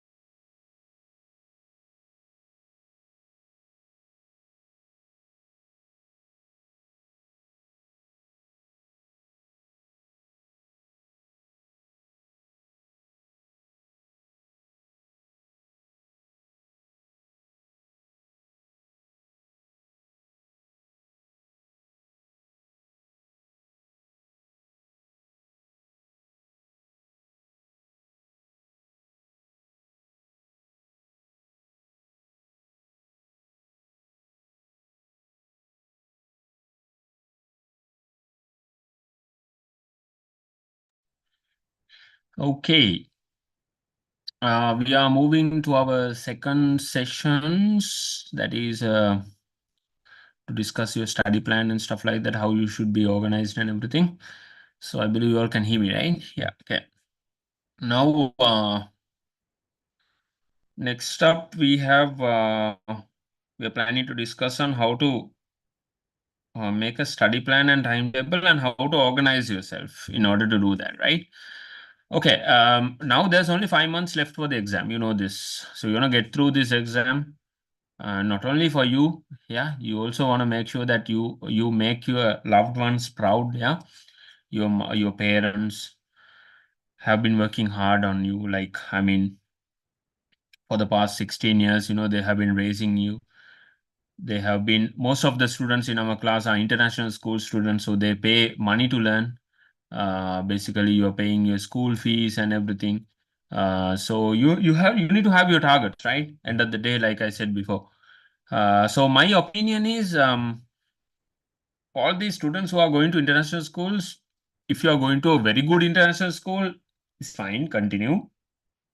But if you are going to a normal international school, my opinion is like you try to get more than 5 A passes and go to a government school if you are planning to do your A levels. Okay, because by going to a government school, you can also save your money, save the money of your parents. You can also show some respect, show some gratitude for what they have done for the past 11 years. Not only that, you can go to a very good school, right? Like a very good government school with a very good name. So you will be more valuable. You know, when you go to a job or something like that, you'll be more valuable. You will make good friends who will be in high positions later on in their lives. So a network of contacts, you know, and also the experience that you will be getting, organizing things, managerial skills. You will be earning so many skills, sports, it can be education, everything, right? So you'll be a complete person, yeah, in my opinion, if you go to a government school, at least for your A levels. You know, when I got 8 A passes in my O levels, I was able to achieve my dreams. I passed my grade 5 scholarship exam, but I could not get the dream school of mine. I always dreamt of joining DSN Nanayaka College, but I could not do that with my grade 5 exam, right? I was 9 marks short to go to DSN Nanayaka College. So I only got Ashoka College, which was the primary college of Ananda College those days. Then I got 8 A passes in my O levels, so I was able to join DSN Nanayaka College, yeah, for A levels. So if somebody is talking to me like, which school did you study? Okay, I would say DSN Nanayaka College, and I would immediately get a lot of respect. You know what I mean? Like, because I studied in a government school and also I studied in one of the best schools in the country. So you get that respect. You know, I see that whenever you go to a job interview or something like that, what's your school? DSN Nanayaka College. All of a sudden the tone, everything of people changes. Okay, that's a good school. You studied in one of the best schools in the country. So similarly, if you go to Royal College, Ananda College, Nalanda College, DSN Nanayaka College, Dharmaraja College in Kandy, Sylvester's, Trinity, they are good schools in the country. I mean, boys, girls also. Same Vishaka, you have good schools, Museus Vishaka, then Devi Balika, Sirimao, and girls high school in Kandy. So many good schools. Yeah, Sangamita in Gaul. You have very good schools in the country. Okay, so if you get more than like 5, 6 A's, you will be able to join the English medium classes of those schools. So you need to have a target for yourself, right? So that you earn that respect in the future as well, and you learn so many skills, you know, when you go to a good school like that. Yeah.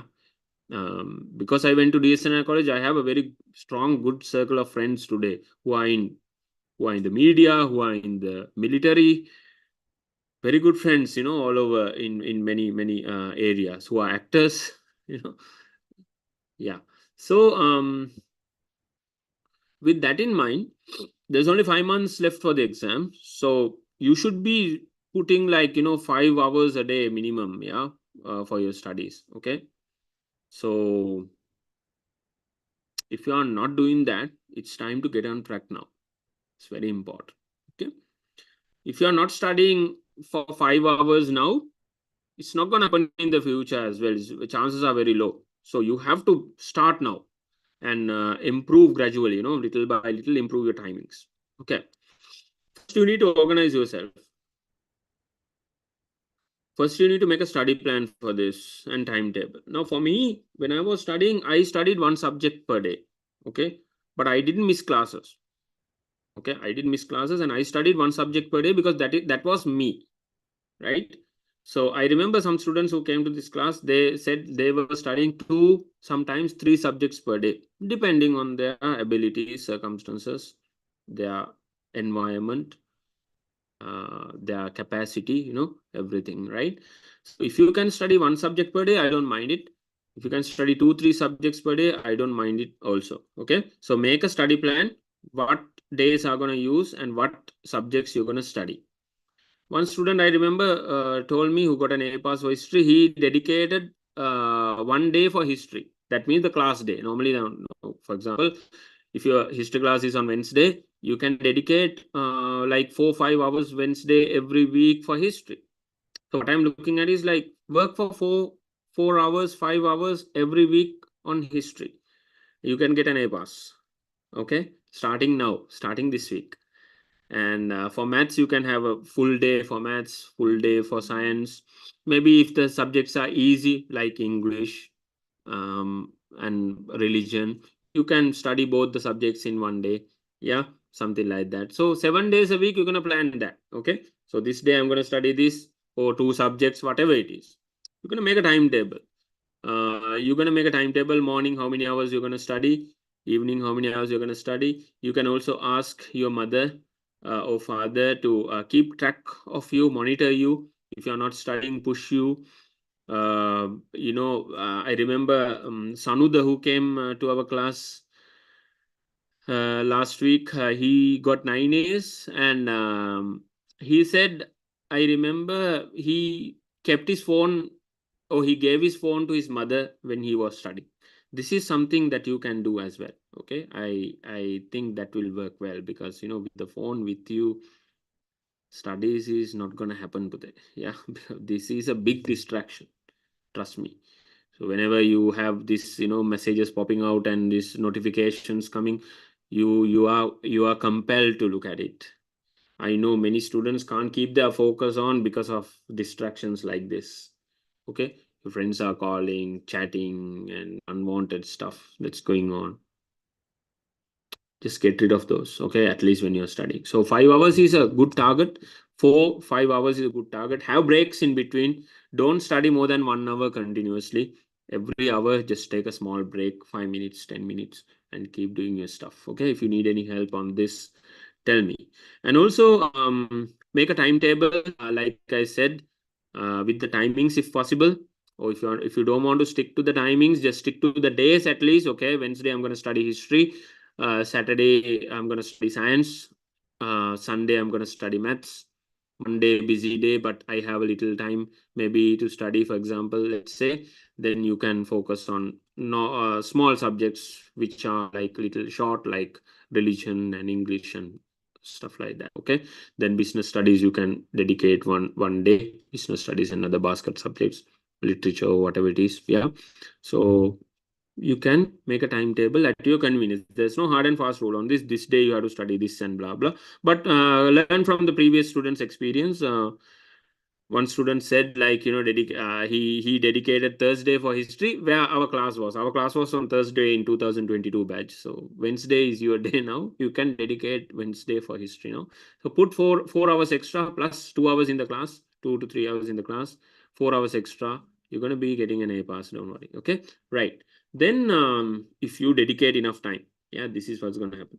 Now, organizing yourself is also very important. Pute, some students I know, I remember going to a few individual classes last year, home visits in 2022.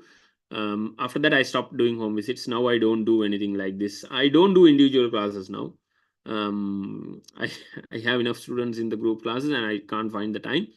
And also I feel a little bored when teaching somebody alone, you know, like individual one-to-one. I don't enjoy that. So I've stopped doing individual classes. I'm not planning to do any. Maybe 1 or 2 sessions only. Yeah, okay. So I remember going to an individual class, and this guy, you know, like had a huge table, okay, big table. And I was like, okay, Buddha, is this your study table? He said, yes, sir. Okay, show me your history past paper book. They was like, okay, all right. He started looking for it. Okay, show me your history textbook. Okay, he started looking for it. Okay, he took the past paper under a Sinhala book. History past paper book is under his Sinhala textbook. And then I asked him to get the history notebook. Then he is bringing it from his room. Then I asked him like, can I get you a history textbook? Then he is digging it, you know, from the bottom of the commerce book or something like that. So everything is everywhere. That is not how you study, Pute. Okay, so I told him like, okay, first of all, before we start the class, you're gonna organize yourself, right? So all the subjects you separate them, right? Like let's say, for example, if you can get a cupboard or a rack arranged, do it. So I prefer if you have a small normal study table, and there shouldn't be anything on top of it when you are studying, except the subject you are studying. Okay, so let's say this is your table, and this is your cupboard or the rack or whatever it is. Okay, so ask somebody to make something like this if possible, or if you already have a cupboard, much better. So let's say these are shelves in your cupboard. Okay, shelves in your cupboard. Let's say now this is your history bundle. What is your history bundle? Your 2 textbooks, your notebooks, your short notes in a separate folder, maybe your tutes in a separate folder, your past papers in a separate folder, or if you are using a past paper book, that one. This is your history bundle. Okay, so nothing can go inside this bundle, only history. This is your maths bundle. All your maths past papers, textbooks, notebooks, working sheets, activities, everything will go here. This is your science bundle. So you can make 9 bundles like this and don't mix up. That is how you organize yourself very well. So if your table is not organized, please organize them today. Make sure that you make separate bundles for each and every subject. So when you are studying one subject, you only have to lift that bundle up and study and keep it back in place. Okay, so I prefer if you can have if you have a big table, you can actually arrange them like that, the bundles like this, 9 bundles like that. If you have a small table, use a shelf or use whatever you want to use, no problem. Yeah, so that they don't mix up. Okay, so when you studying history, get the history bundle on the table and study only history. Okay, what will happen otherwise is like when you're studying history, all of a sudden you remember something in mathematics and you keep the history book aside, take the maths bundle and start doing that homework or whatever it is, and then you forget to continue with history. And when you're studying science, if you all of a sudden you remember, okay, I have to do map marking because tomorrow is your history exam, and you want to take the history bundle up, and then you mess up the whole thing. That is not how you study. Okay, you need to be well organized. Well organized, organizing yourself is also like very important for your future.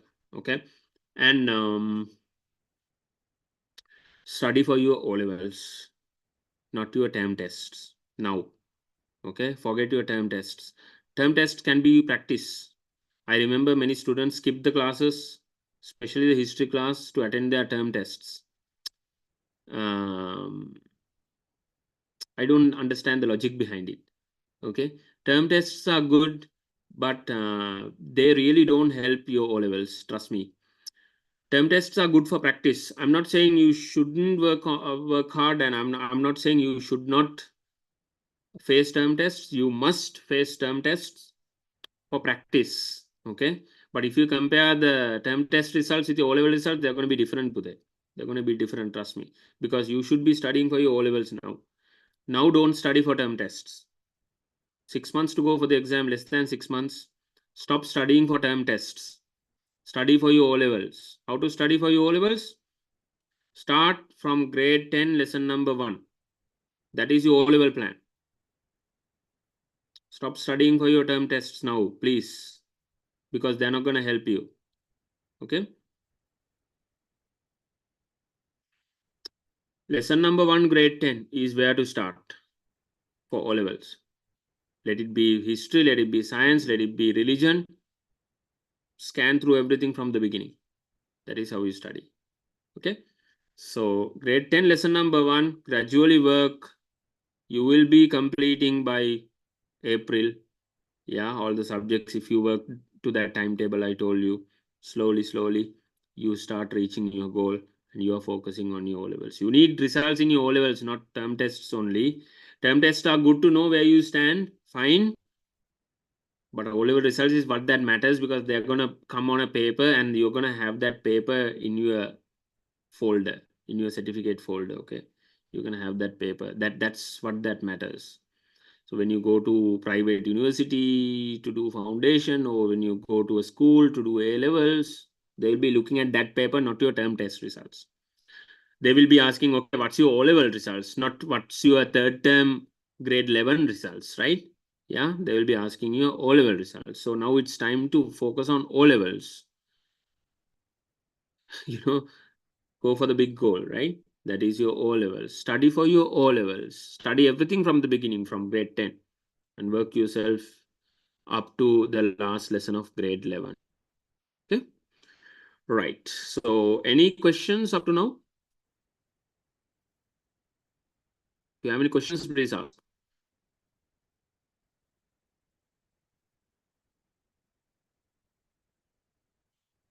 Okay. So now I'm going to teach you a technique that was useful for many students of our class. And this technique is called time management. This technique is named after a person called Eisenhower, who was a former president of the United States, and also was like who was a top military general in the US Armed Forces. Okay, right. Here's the matrix. Here's the technique. Let me share with you. This technique is called Eisenhower matrix, basically, which will help you prioritize your work, which will help you understand your priorities when you are planning your work. And this will help you delegate, this will help you allocate enough time to tasks that are important, and also shy away, or just, keep away from unwanted stuff that you might encounter in your journey towards getting good O-level results. Okay, unwanted distractions. Okay, right. Now here we go. What you do is basically you have 4 quadrants here. Basically, one is called urgent, and this is called not urgent. This is called important and not important. Okay. So what you need to do is inside this one. So this is prioritizing your work. How to prioritize. Okay. Now, if you have something to do, right? If you have your O-levels in 5 months, if you have a, let's say, an activity tomorrow, for example, let me tell you, like there's a map marking session tomorrow. There's a map marking session tomorrow in our class. Let's say the map marking session we are going to do on Wednesday is tanks and reservoirs. We're going to do a map marking session Wednesday. There's going to be tanks and reservoirs. There will be 2 places that we are going to discuss this week that will be coming in your O-levels. 100% sure. Okay, 2 places that we are going to discuss this Wednesday will be coming in your O-levels. Okay, so you know how important that is, and also you know that is urgent as well. So you're gonna basically prepare for that. You're gonna prepare for that, and you can't afford to miss that. Those are urgent and important stuff. Certain things are urgent and very important. For example, you have some maths work to do. And without doing that, you can't move to the next level. Let's say, for example, without completing that or the homework or whatever it is, you will not be able to understand the next lesson. Okay. If you don't understand an equation, you can't understand a quadratic equation. Simple, right? If you don't understand a basic linear equation, the basic equation, you can't understand quadratic equations. Forget simultaneous equations. Yeah, everything. So, you know what I mean? So, like, let's say, for example, if you have something, okay, if you have a maths class today and you don't know the basics, you got to do them urgently. And they're also important because you are not going to remember anything in the maths class today evening if you don't be ready in the morning. Okay, so that falls under this one, top priority. These things go as top priorities. Okay, they are urgent. You need to finish it soon. And they're also important because there will be questions from that unit in your O-levels also. Okay, so do it. That is what this says. Okay, do it. So whenever you have to do something, whenever you want to study or whenever you want to do something, just decide, okay, whether I should do it now or later. Okay, then certain things are also important but not urgent. For example, you're weak in lesson number 2, grade 10, history. You don't know anything about ancient settlements. We are also discussing some questions in class, time to time. You know this lesson is important. But you know this lesson is also important for your O-levels. And O-levels is in 5 months. So you have already dedicated Wednesday for history. So you can wait till Wednesday to finish this. Okay. But you remember, all of a sudden when you are working, okay, you remembered, okay, I'm very weak in this topic. I'm very weak in this unit. So I should plan it. So schedule it. Okay, schedule it so that you can finish it later. Later in the sense, not after the exam, but before the exam, right? So they are not urgent because there's no monthly test, so unit test or whatever it is coming this week. So it's not urgent. Unit number 2, grade 10, you have the tudes, you have the textbook, you have the recordings, you have everything you want, and you know it's important because there will be questions from unit number 2 coming in your O-levels, 100% sure. Don't worry about that. But it's not urgent right now. So you can schedule it to Wednesday or next Wednesday. Okay, so you plan it accordingly. Okay. Certain things you can say not urgent and not important and delicate. You are studying. You have a maths class in the evening. You have to finish some homework. All of a sudden, your mom is telling like, "Pude kadete gila bitra daya karan." Yeah, now you're working seriously. Mom is telling, bring eggs from the shop. Go do some shopping. Can say, "Ane ame malli yaanu. Oi nangi ne, malli ne. Yeah, akka yaanu. I'm studying." You should be able to tell that. So learn to say no. When you are really important, when you are doing something very important, there's nobody. Okay, obviously you have to go. Yeah. But if there's something that you are really doing that is very important, learn to say no. I have told this in our parents' meetings also. You know, what I did, what my mother did when I was like 3 months or 4 months before the exam, she released me of all the responsibilities. Okay. She released me. She didn't ask me to go to shops or whatever it is. Okay, I'm studying. She knew. So she supported me. Okay. So similarly, I will be also asking your parents to do that. But you know, sometimes emergencies are there, so you have to do it. But if you can delegate, if you can ask somebody to do it, just tell them.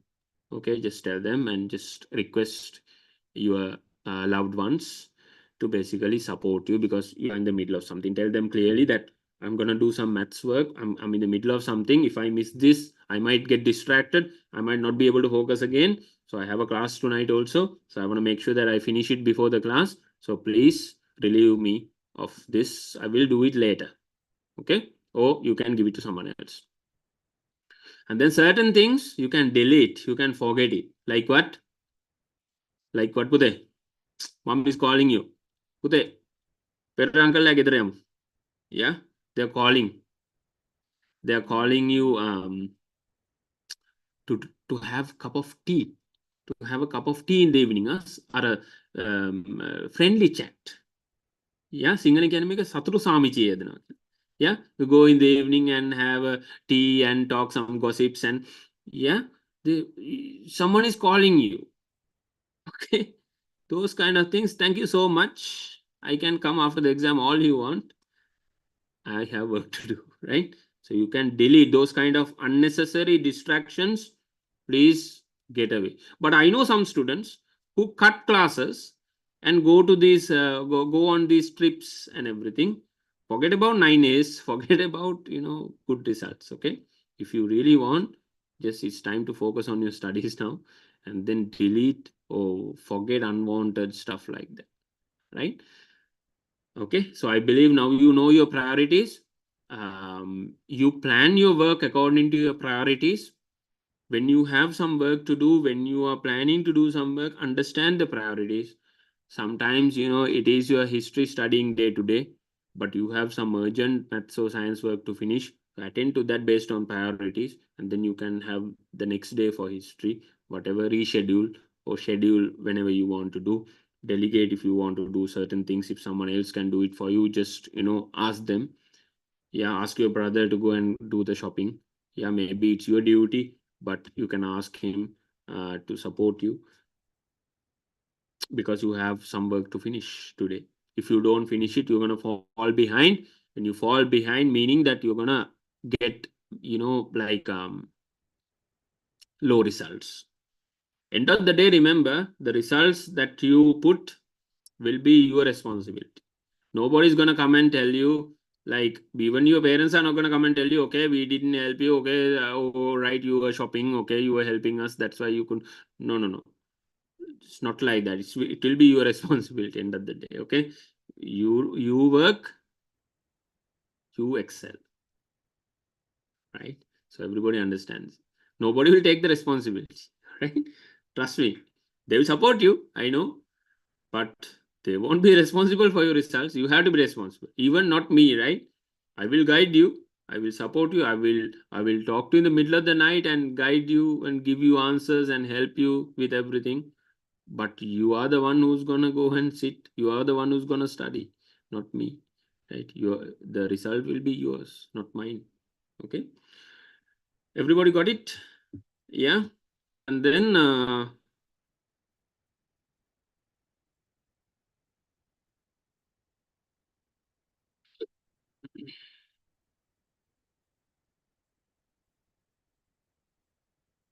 give me a second, Pute. We'll be right back. Yeah.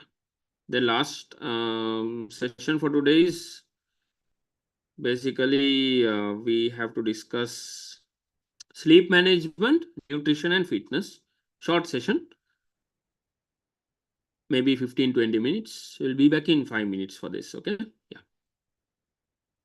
This is also very important. If you don't plan your sleep properly, you will lose your memory. If you don't plan your nutrition and health, if you are not healthy, you will also not perform well in your studies. Okay, so I would like to share some thoughts and the knowledge that I have on this with you. So we'll be back in 5 minutes to discuss that. That's the most important topic actually. Yeah.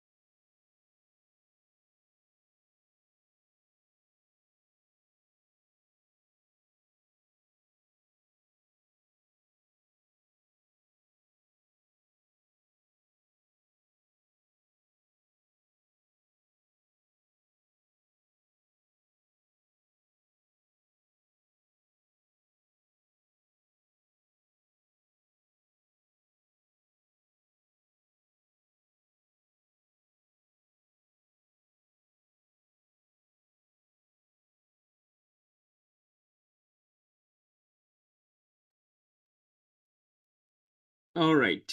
Okay. So basically, now we are going to discuss the most important thing, right? Like that is managing your sleep and also managing your nutrition. Okay. So remember these things very well. If you don't sleep enough, or if you don't know how to manage your sleep and sleep properly so that you can work more, you are not going to perform well. For example, if you stayed up late in night and you went to an exam next day, chances are high that you forget everything that you learned and you won't be able to recall them in time. And when you come out of the exam hall, you start remembering everything. I believe most of you have gone through situations like this where you knew the answer, but you don't remember it at the very same time. And when you get out of the exam hall, you start remembering everything. So to avoid those kind of situations, you have to be healthy and also you have to plan your sleep properly so that you can perform well under pressure at any given time. The exam is pressure.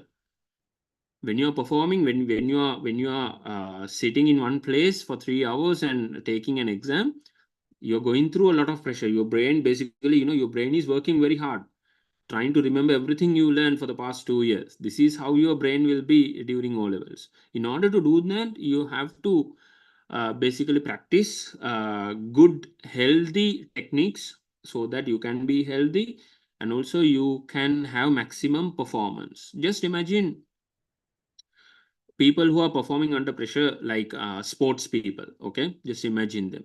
They plan everything properly. They plan their food, nutrition, everything properly. They have to be healthy. The game day or the, let's say, the competition days, they have to be very alert, focused and healthy at the same time.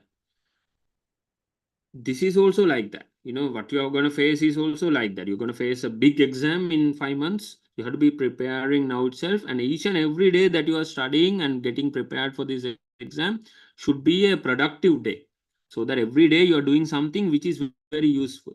Okay, you're going there little by little.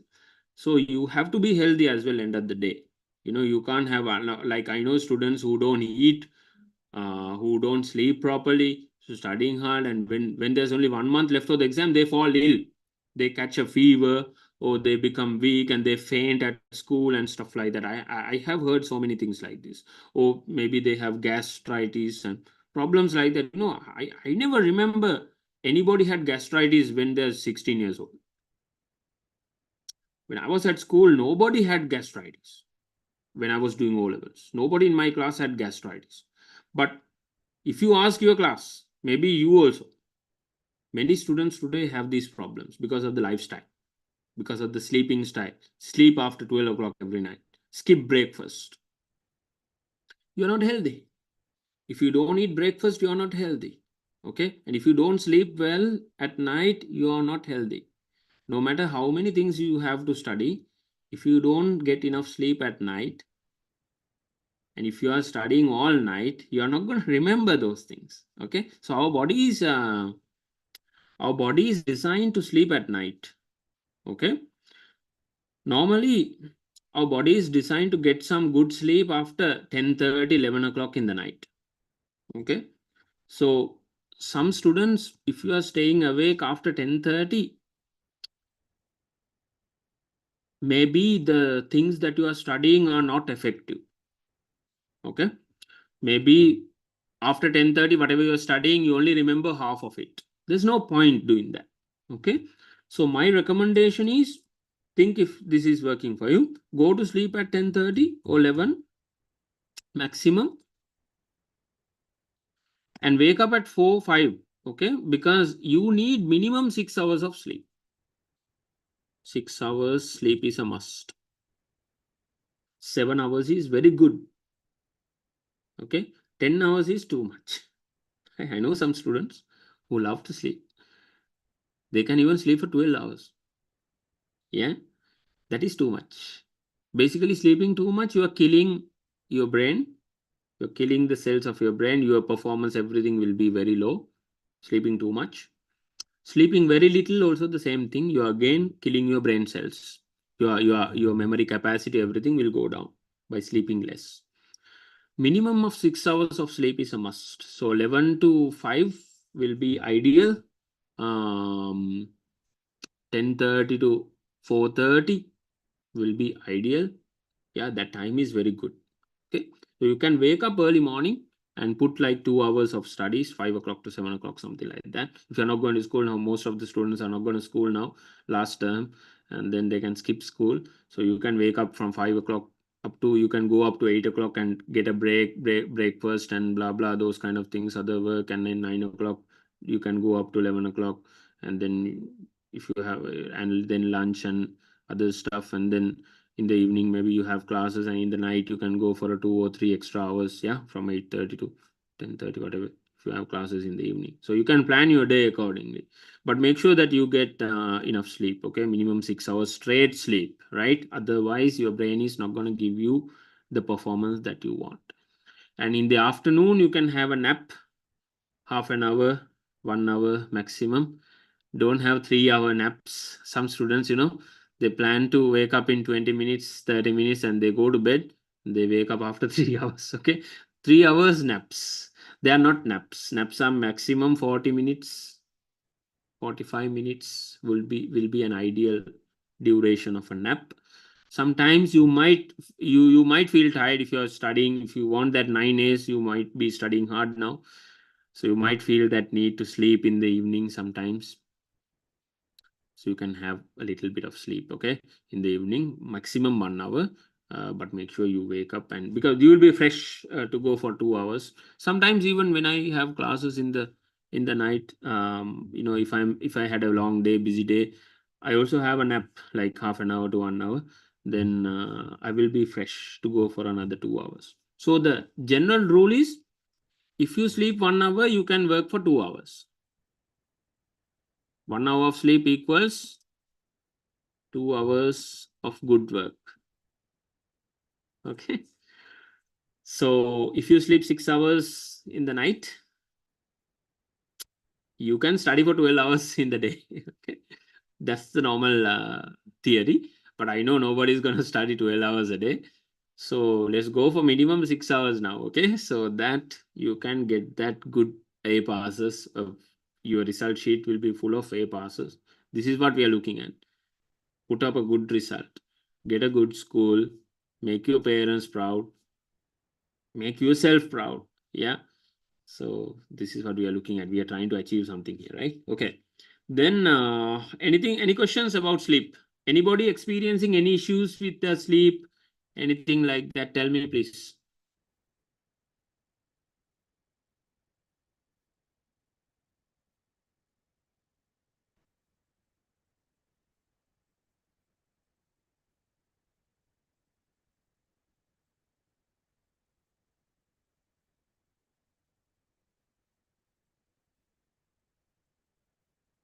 Anybody experiencing any issues with sleep? I know many students will have issues.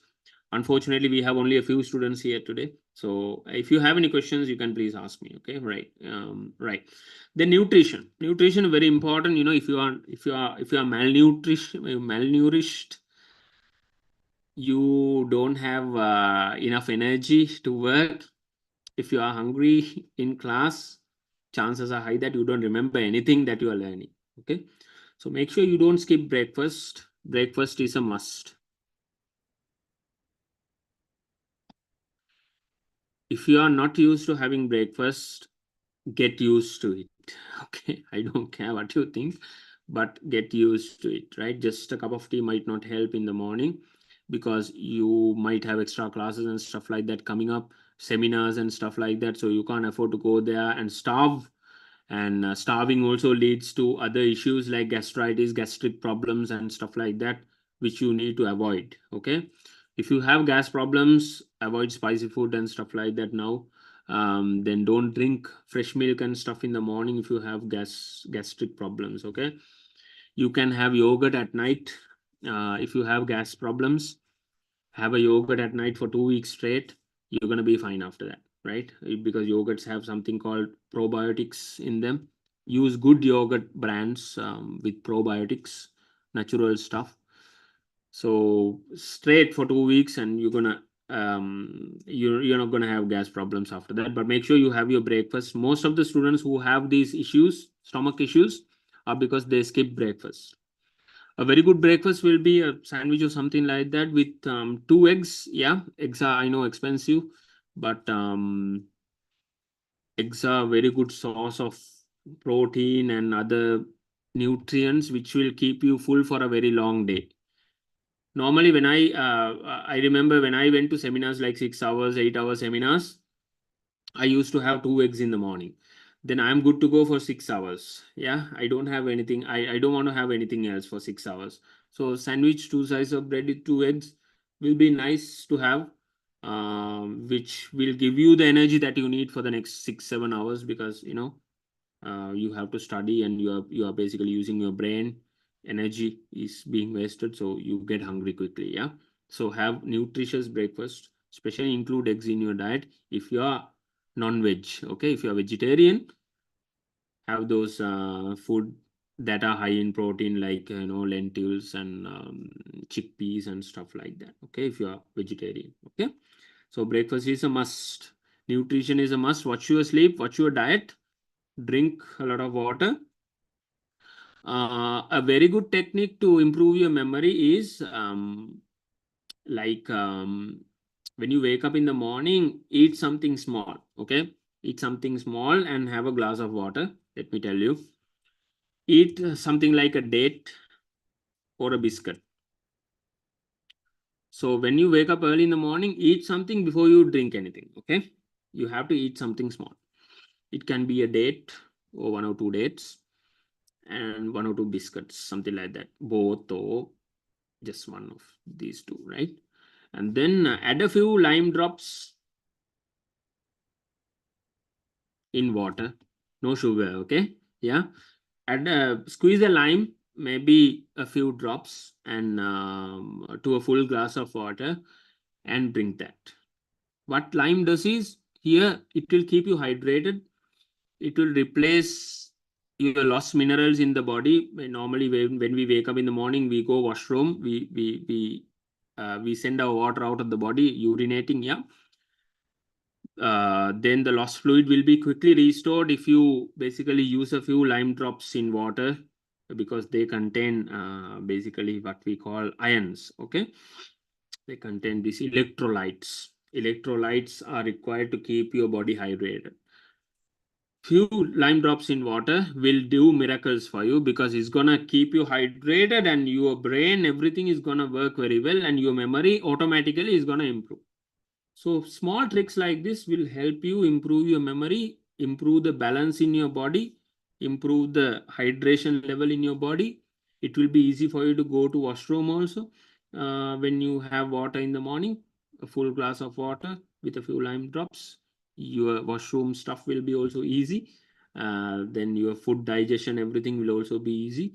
You will be overall healthy. Okay, and also get some exercise. If you are that guy who's lazy, who's not like who don't like to walk, and who don't even help with the house daily stuff. There are some girls who are very lazy, who are very energetic when it comes to TikTok and stuff like that, watching, scrolling down, but don't break a sweat. Yeah, I've seen girls and boys like that nowadays, very lazy. So don't be like that. Minimum 2 days a week, get a walk. Yeah, if you are if you're living a comfortable life, like your van is coming, or your 3-wheel is coming to pick you, or your driver is coming to pick you, whatever it is, if you are not used to this walking stuff, take a walk, right? Try to walk a few kilometers every week, at least get some exercise. If you are not into sports and stuff, if you are playing and stuff, I don't mind. 1 or 2 days a week is fine. Yeah, but make sure you guys plan your studies properly as well. Okay, so that's it. I'm gonna say today. So I believe most of you got a good start when it comes to studies and everything. I believe you all can plan yourself properly from here on. I'm there to help you if you have any questions. So if you have anything you want to know, any extra things you want to know, please ask now. If you want to know anything extra related to studies, planning your studies, taking notes, mind maps, everything that we discussed today, or anything else you want to know, please ask now.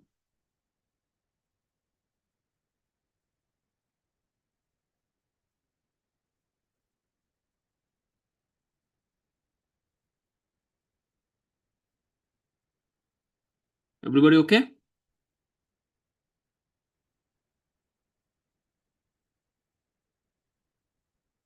Yes, sir. Right. Okay. I will see you on Wednesday then. We have a special session on Wednesday, map marking at the beginning. We are going to mark all the tanks and reservoirs. 2 tanks are going to come in this time in your exam also. So we're going to tackle that for the first hour. And then we're going to finish lesson number 6, theory part. If the time permits, we'll discuss more past papers from unit number 5 as well. I am hoping to see you on Wednesday. Take care. Bye-bye. God bless you. See you all. God bless you, sir. Bye. God See bless you. Bye. See you on Wednesday. Bye.